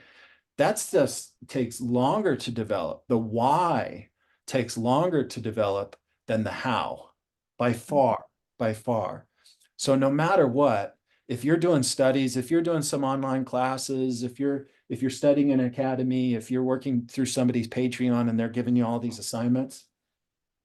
I was just told yesterday about a lady who has been working with this online academy, and they're telling her specifically, don't do anything but these exercises. Spend no time on anything but these exercises. And I thought, I mean, do whatever, whoever you trust them and whatever, but make your own paintings always, always, always. Because how you want to describe a cloud, how you want to describe a rock, a crashing wave, a portrait, and emotion on a portrait, that should be yours. You have to kind of go through the clumsy phase of figuring this out to find how you want to define it, to figure out how it looks best to you. And if you're avoiding making your own paintings while you're just doing all these studies, you are putting off the most important, should be the catalyst for why you started this in the first place. You're putting that off. So you have to be willing to make the clumsy work to find your work. Style is a natural extension of your own sensitivities and how you move your hand. This is not like a pre-designed thing. I want my paintings to look like this. This is just how you paint. This is how it feels best to me. And you won't find that if all you're doing is using somebody else's solutions to the problems you're trying to solve. This is how I paint clouds. This isn't the best way to paint clouds. This is just how it seems to look nice to me. I like this. But it's not by far the only answer. And it certainly isn't. You can, borrow from this, and you can certainly like kind of see some technical stuff on how to hold your brush or, mix color or blah, blah, blah. That'll save you a little bit of time. But the most important thing you could possibly be doing is making as many of your own paintings as you can all the time. It's a way of problem solving that eventually becomes your way.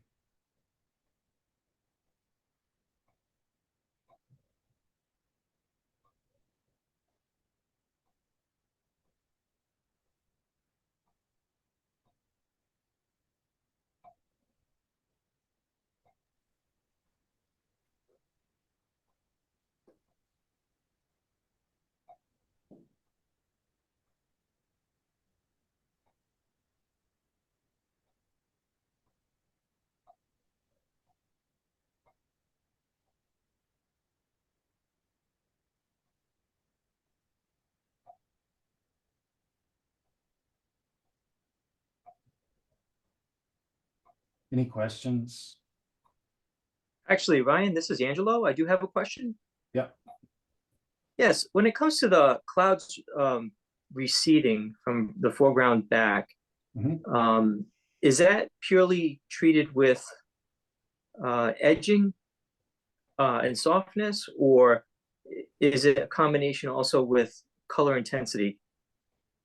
Yeah, I would say color value and saturation. So like back here, if I was painting this wet into wet, I would use a little less paint and allow this to influence that. So that I'm getting that atmosphere. I'm doing about the same thing over a dry surface where I'm painting that a little bit more transparently so that it feels more distant. So what happens is the colors come closer together. The color relationships are a lot closer together. The value relationships are a lot closer together. And then the edges are much softer. And all of that kind of plays to really push that back. Did that answer your question? Yes. And it doesn't necessarily have to be edge. You know, if you look at like great Jerome paintings, Mhm. that dude had hard edges everywhere. And yet they don't get, in his best work, they don't get distracting. And mostly it's because either like if he's painting the rug sellers, right, where there's these Persian rugs and every pattern on the rug is defined, it's almost like the pattern itself is so complex that it cancels itself out, right? Like polka dots on a shirt in a portrait painting. The polka dots are so redundant that they don't get distracting. So that can be part of it, but also it's like he's not using edge to soften something out and take it out of focus. He's using value contrast to he's compressing those value contrast so that even though it's a hard edge, it doesn't pop out to you. So I could have these things be pretty hard edged if I wanted to, but as long as the value were controlled and the value contrast was shortened, it's not going to jump out to you. So sometimes edge is really, really important, and sometimes you can do the same thing with value. Hmm. Does that make sense? Yes. Pretty easy for me to say. It's a lot harder to know what to do. I think like one of the things I've always complained about in my career is that I never lived near like great museums that I could go to every weekend, right? And when you go to a museum, it really is like having an almost audible dialogue with the masters. You can reverse engineer it. You can stand in front of that painting and say, what would I do? Why did he choose to end it here? What would I have done if I kept going? How would I have described this thing? Or how did he get to that color? How to control that edge? You can start to like really ask these questions and get these answers. But then the problem is your memory. You know, you get back to the studio and you start in on a painting and you can remember like the tiniest portion of what you saw in the museum. And so where I get to go to, you know, great museums maybe once or twice a year, if I could do it every week, I feel like my memory would be better served. But what was my point with that?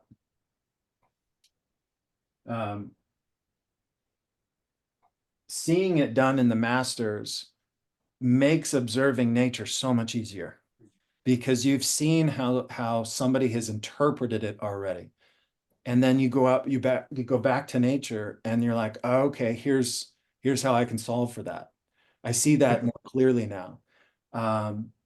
And so making decisions in the medium of oil paint becomes a little bit easier. So it's constant back and forth, like I've been saying about between nature and the masters.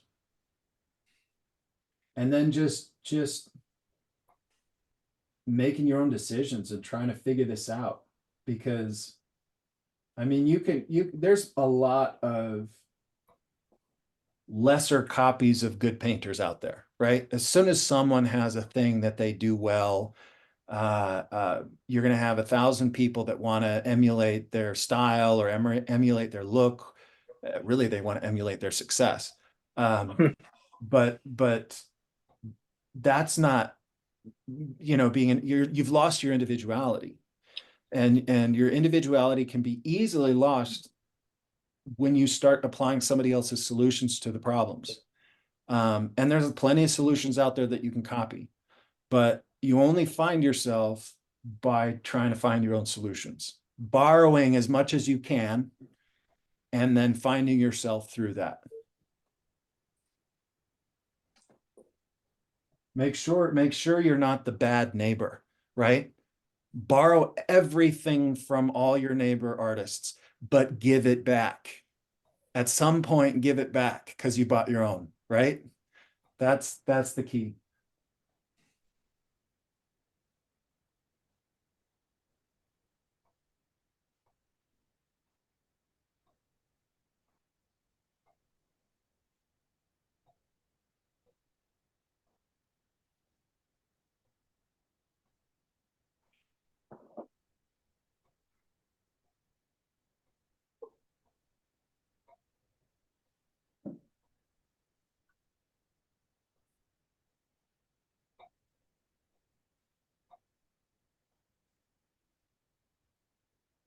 Any other questions?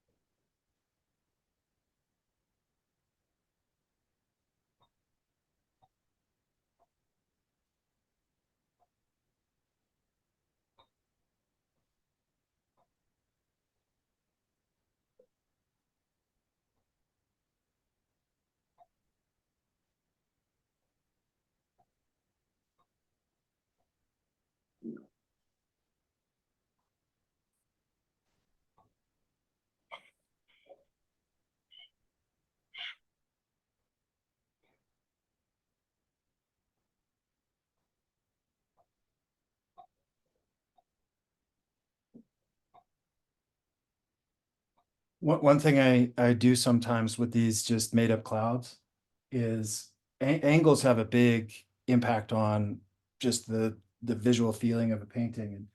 And a lot of this is about angles. So I have this angle here. Again, I don't know if I'm going to keep it or not, but I have that angle here. And what I want to do is kind of like emphasize the length of sky by maybe having a little bit more horizontality in this painting. And I noticed that from here to there, it had this slight lean up to the left. And sometimes that's nice because I might want to create like a little zigzag to it and create a little bit of movement that way. But it was subtle enough that it just felt a little awkward. And so to balance that out, I'm just adding a little bit here to kind of nudge that down and take that awkwardness out of it.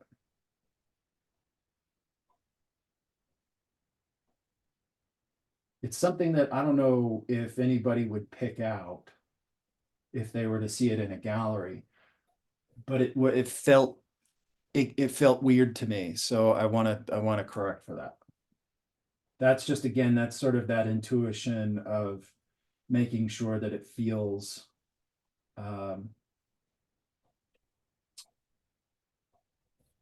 comfortable to you.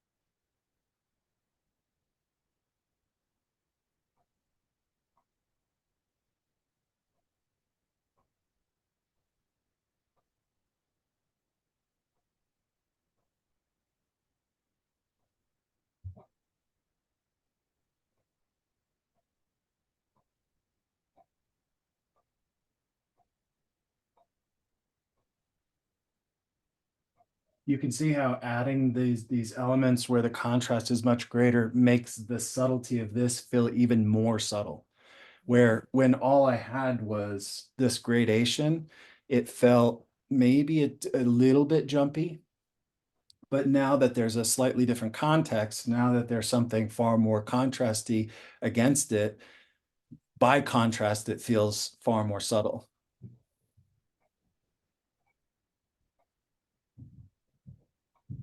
Just keep that in mind if you do end up painting like one of these subtle, gradations, and maybe you get a feeling, I've had this before, where like it's not subtle enough, that seam is too obvious, the way that I transition to that is too jumpy, maybe, but wait till you add that greater contrast before you judge it too harshly, because you might find that like that just melts away. It looks really beautiful and subtle once you have a higher contrast next to it.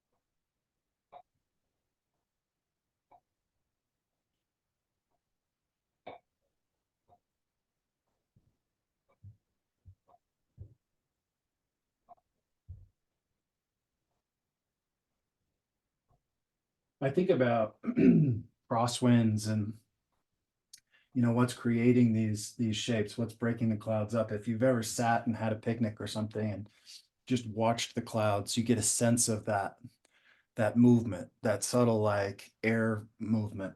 And so when I'm creating these shapes, it's not just, if I'm not thinking about that, I can end up making shapes that are just abstract with no real feeling or movement. But, I look at like these little moments here that it kind of roll over. And I feel like I kind of want to continue with that theme, just to give it a sense. And then maybe that's just in my head. I don't know if that actually comes across to the viewers. But I feel like, I mean, that's at least what I'm thinking about that influences how I would define these shapes, is the flow of air. Try to keep that consistent somewhat.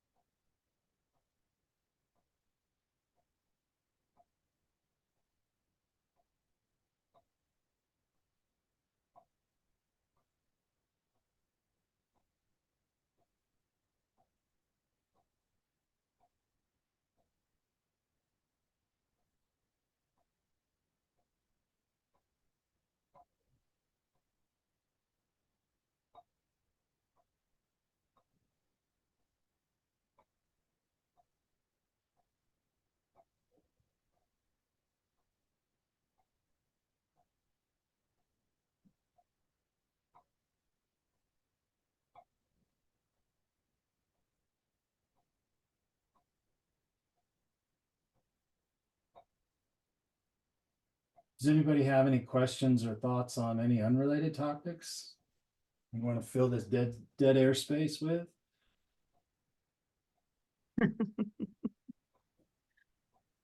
I guess we're all mesmerized with your painting, so no one wants to speak. I'm afraid to turn around because I figure you all just signed off at this point. No way. Is that a rosemary eclipse or is it, what brush is that you're using? This is a rosemary ivory long filbert. Oh, so you're using the ivory for that. Okay. Yeah, yeah, I use the ivory for almost everything. It's a perfect balance between the Uh-huh. it's stiff enough and holds enough paint, like a bristle, but it's softer like a not quite as soft as a real hair brush. For me, it's just I like the feel of it. I like the control of it more than any other brush. Mhm. I probably use these ivories 95% of the time. Oh, But I have a question. yeah, go If ahead. you were to do a master copy of a sunset, are there any artists that you would refer us to look at? Yeah, I think it's relative to taste, of course. You know, you have like a Frederick Church, Albert Bierstadt, Ivan Shishkin. You want really a lot of drama, go to Ivan Konstantinovich Ivazovsky. Does these like incredibly dramatic seascapes. William Trost Richards has some great sunset seascapes.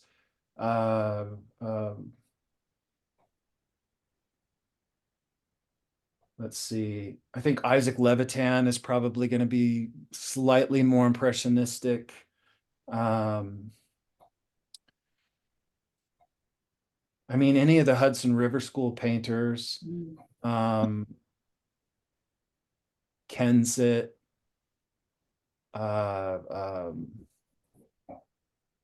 gosh. And then living painters, Glenn Dean is a master of color. You know, I would say Mark Maggiore does really dramatic skies. They're, from my taste, a little over modeled, especially when you compare some to like a, you know, Frederick Church or Albert Bierstadt. I think there's a little bit more mastery in those old masters, but he obviously does these big dramatic things.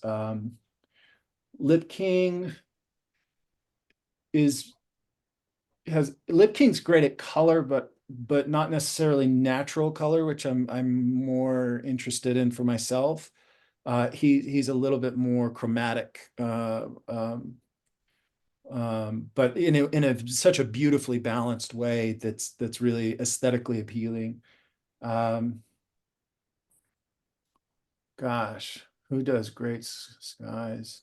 Ben Bauer, I like his color use. I like Tom Kegler, Josh Elliott, Scott Christensen's got some nice skies.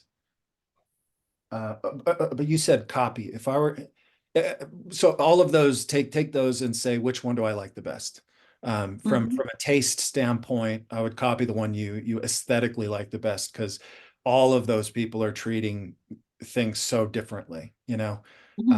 For my taste, I always go to more complex. I love the Ivan Shishkins, the Peter Monsteads. There's a great guy named Arthur Streeton. He's an Australian painter. Yeah, I'm sure there's a ton others, but that's off the top of my head. Yeah, that's helpful. Ryan, I do have a question. Yeah. It actually has to do with the composition that you chose for the clouds and how it integrates with the landmass below. I was wondering if that was conscious or self-conscious, where the clouds there's higher percentage of them over to the right, and the same thing below with the landmass where the higher percentage is over to the right as well.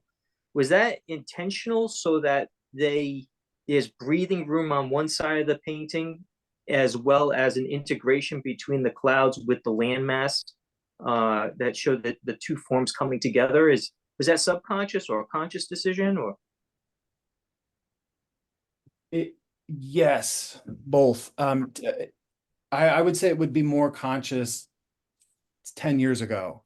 It was something I'd have to really think about because I was working through a clumsiness. And now it's more of a subconscious thing that I do more by feel.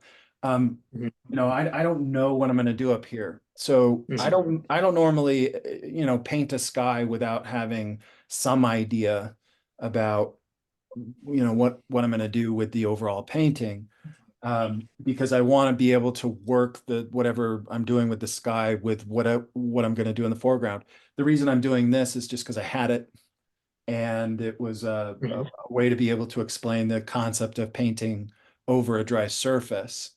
But because I didn't take this into consideration as much when painting the sky, when I paint this, whatever decisions I make here are going to have to support that.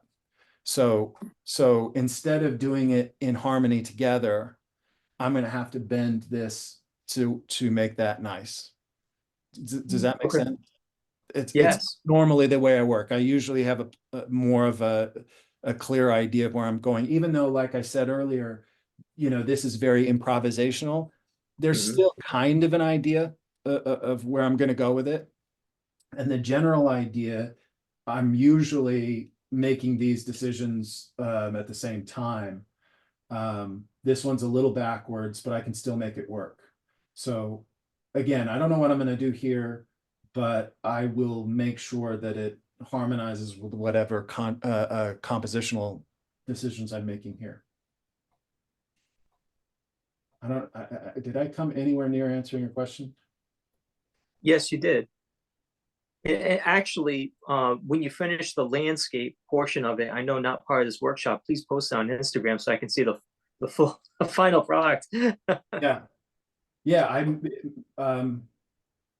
I taught a little online landscape workshop last year. And I said at the end of it, I think I said, yeah, I'll be finishing this painting and I'll post, you know, the time lapse of how I finish it and blah, blah, blah. It's still sitting over there.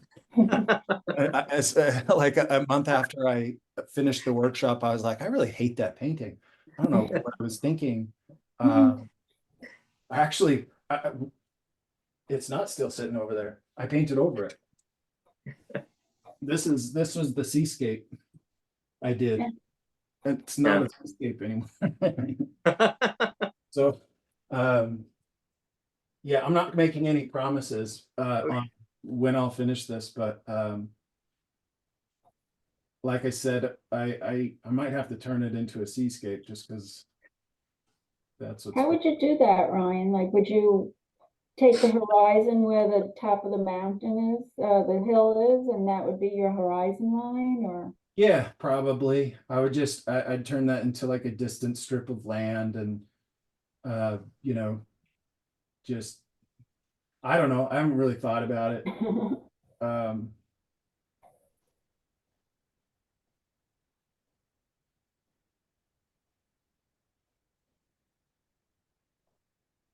This gallery's been asking for paintings for like the last 4 months though, so I feel like I sent him a bunch of paintings that for me they're like my favorite pieces I've ever made, and none of my galleries want them.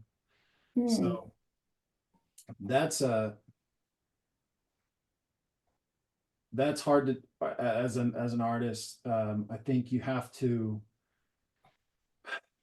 listen to your audience, because your audience is certainly like having a reaction, right? You're trying to become a better communicator. So you can't just, you know, like Rick Rubin is all over the place now. I wrote that book. It's a great book. But he talks about how you do things for yourself, right? And that's the purest form of being an artist, but it's also not real, because ultimately you're doing this for other people. You're doing it to share with other people. So if you're not considering other people, then the chances are you're not going to probably connect with them as much as you possibly could. I mean, you don't want to give them all the power and just do what they say, but you do have to listen and to some degree allow that to inform your decision making. It's been a very difficult balance for me. You know, like I guess I'm more known for landscape painting, but I've always thought of myself as a figure painter. The figure to me is such it's so much more of a challenge to do believably and to do really well. And it comes with it comes with an opportunity to communicate something more humanistic, but it also comes with the need for the audience to connect with the figure that you're putting in. Everybody's seen a sunset. You can do a sunset painting and everybody feels it. This is not difficult. It's not a difficult subject. As soon as you put a figure in it, the person viewing that has to connect with the figure. There's something about it that makes your audience shrink by what, I don't know how many times, at least half. And so figure paintings tend to be a little bit more difficult to sell. And so because of that, just from a practicality standpoint, I've had to put more time into landscapes just because I got to pay bills. But I find myself when I'm working on too many landscapes, feeling like maybe I'm not being honest enough with myself, and I'm not making work, like I was saying earlier, I'm not making meaningful work. Because I'm desperate not to be a decorative painter. I want to make work with meaning. And that's where, to me, again, it's just my internal dialogue, doesn't mean anything, but to me, that's where the figure work comes in. So when people say, oh, I really love your landscapes, and they don't say I love your figures, all I hear is, I don't really like your figures. You know what I'm saying? So that's my own problem. But yeah, I think I don't know. We all have our, I don't know, internal dialogue we have to deal with. But I do think it's important to listen to your audience to some degree, just so that you can become a better communicator.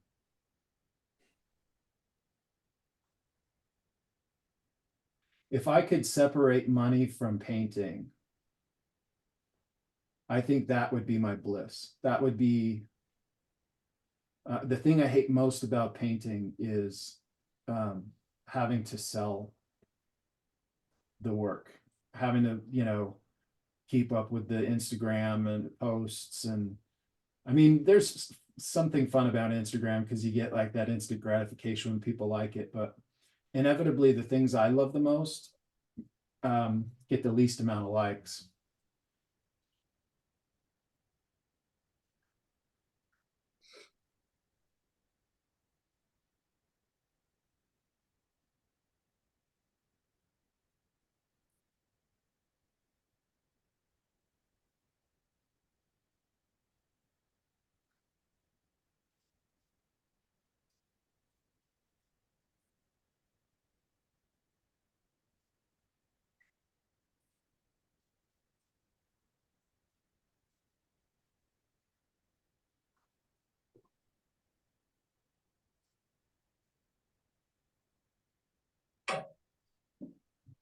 Any other questions? We're about done, and I'm almost done here with this as well. I don't mind going over a few minutes just to wrap this up, but if there's I any have a question, it's a little off topic, but have you ever had the situation where you were varnishing a painting and it started to bead up in certain areas, like it didn't go on smoothly? Yeah, there's a couple of things that you can do what that it means is you have a lot of oil on your surface. Mhm. And so it can be a lesson to maybe not use as much medium in future paintings. But there is ways to mitigate that. I've heard, I don't want to say this out loud, so I'm not 100% sure, but the starches in like a potato can cut through that. So if you take like a potato and you rub it on the surface and then what, you know, clean that off with mineral spirits or something, that might kind of pull some of those extra oils out. The other thing that I've done, I've never done that. I have used just mineral spirits a little bit on a rag and tried to wipe off those areas that might be a little bit more oily. You got to be careful because you don't want to like take paint off, right? But I've had the most luck with in those areas just taking a synthetic brush and just very carefully working it and working it and working it until it settles. I've never had a surface that's been so oily that the beading just didn't go away. If the beading on yours doesn't go away, you know that you probably used too much oil in your medium or in your painting process. Again, if you go on that painting best practices, you can ask that question and George will get back to you. He would be a way better source about that. I haven't had a lot of that problem in my history, so I don't know.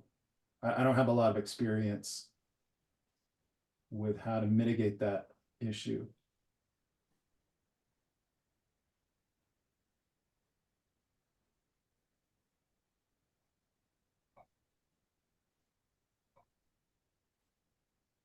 Anything else? Any other questions?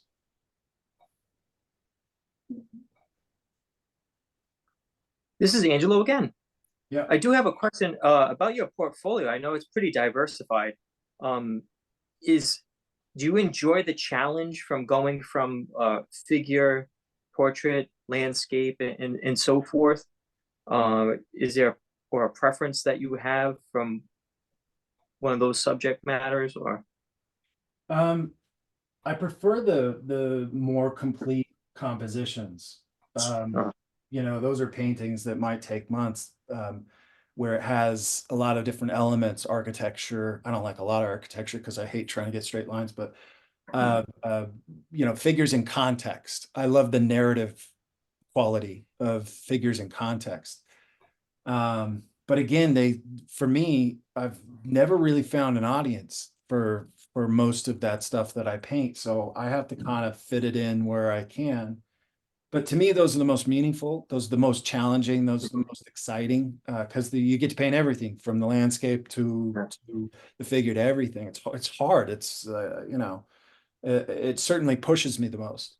But it also feels the most significant because you know I know the cumulative effort that's gone into a painting like that. I tend to value it more. I probably had more purpose, more design, more thought to go into that. And so I tend to value it more.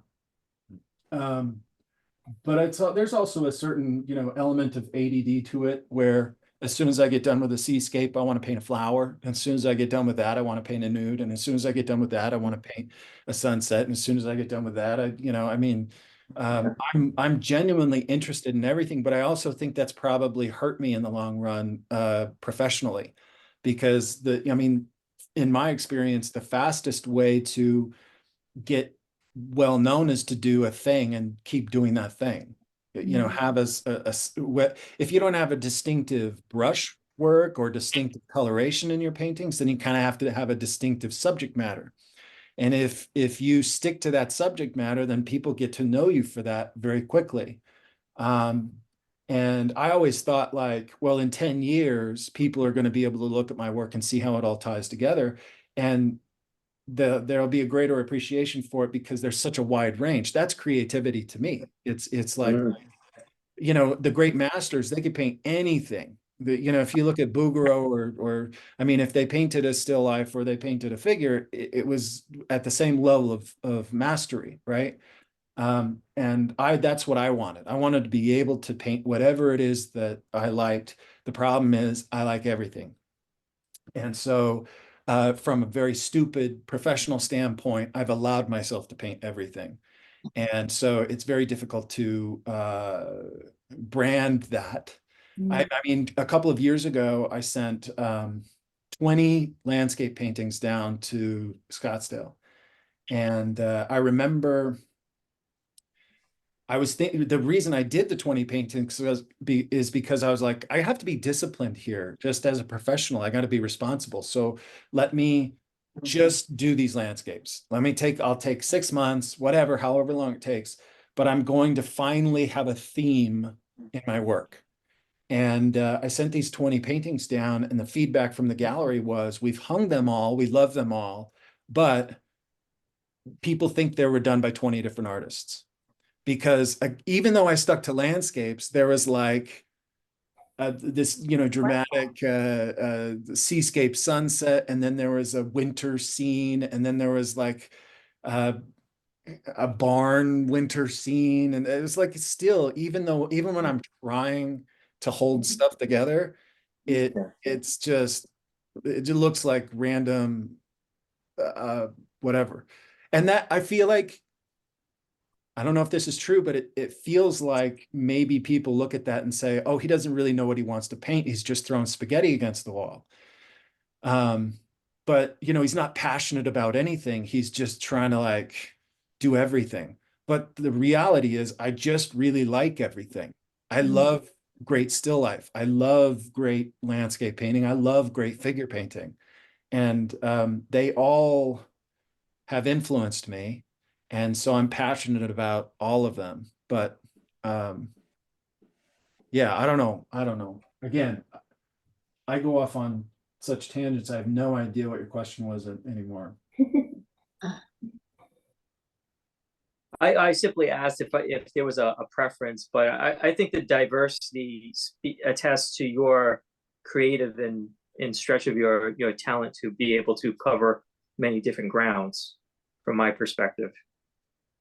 Yeah, I think when you certainly have to challenge yourself with all of it if you want to, if you get good at what you do, right? So, a lot of people that primarily do landscape tend to not have as strong of figures, and vice versa. If you're spending 90% of your time on figures, your landscapes probably aren't going to be all that adept. So that it's important to me to like not let anything slip. I'm a huge Michael Jordan fan. And the thing that everybody says about his game is he didn't have any weaknesses. So I want that. I want to be able to like look back and say, I could do anything. I can't, but I want to say it. I want to feel like I could, I'm at least working towards it, It feels like freedom. If you're not confident in a thing, if you really want to paint figures and you don't have a lot of experience with it, but you really, really want to paint them, the fear is enough, the lack of confidence is enough to make you avoid it. And you kind of have to really be honest with yourself and say, is this something I need to do? And if it is, and you're not very good at it, figure it out.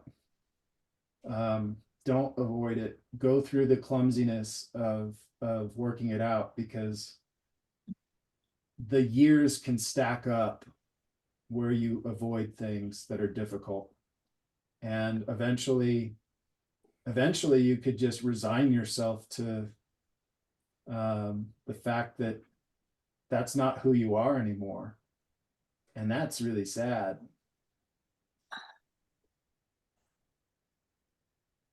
Okay, I'm going to wrap this up. I might come back and just touch it up a little bit later tonight. But if I do, it'll be minor changes. That's about where I'll leave it. Okay. I'm really interested to see what you do with the foreground. You and me both. Okay, let me go back. Okay. All right, any final questions for today? Great, thank you. Okay, Thank you so much. all right, I'll try to get this Thank you. recording out as soon as possible, and I'll see you all next week. Okay. Okay, Thank you, Thank Robin. see ya. Do you want us to send in? Yeah, if you paintings want to work again? on stuff again this week, we can start the next session with another critique. So, Okay, yeah, feel free. Just make sure you send it by Friday so I can take a look at them. And yeah. Okay, thank you so much. Have a good All right. night. you. see you guys.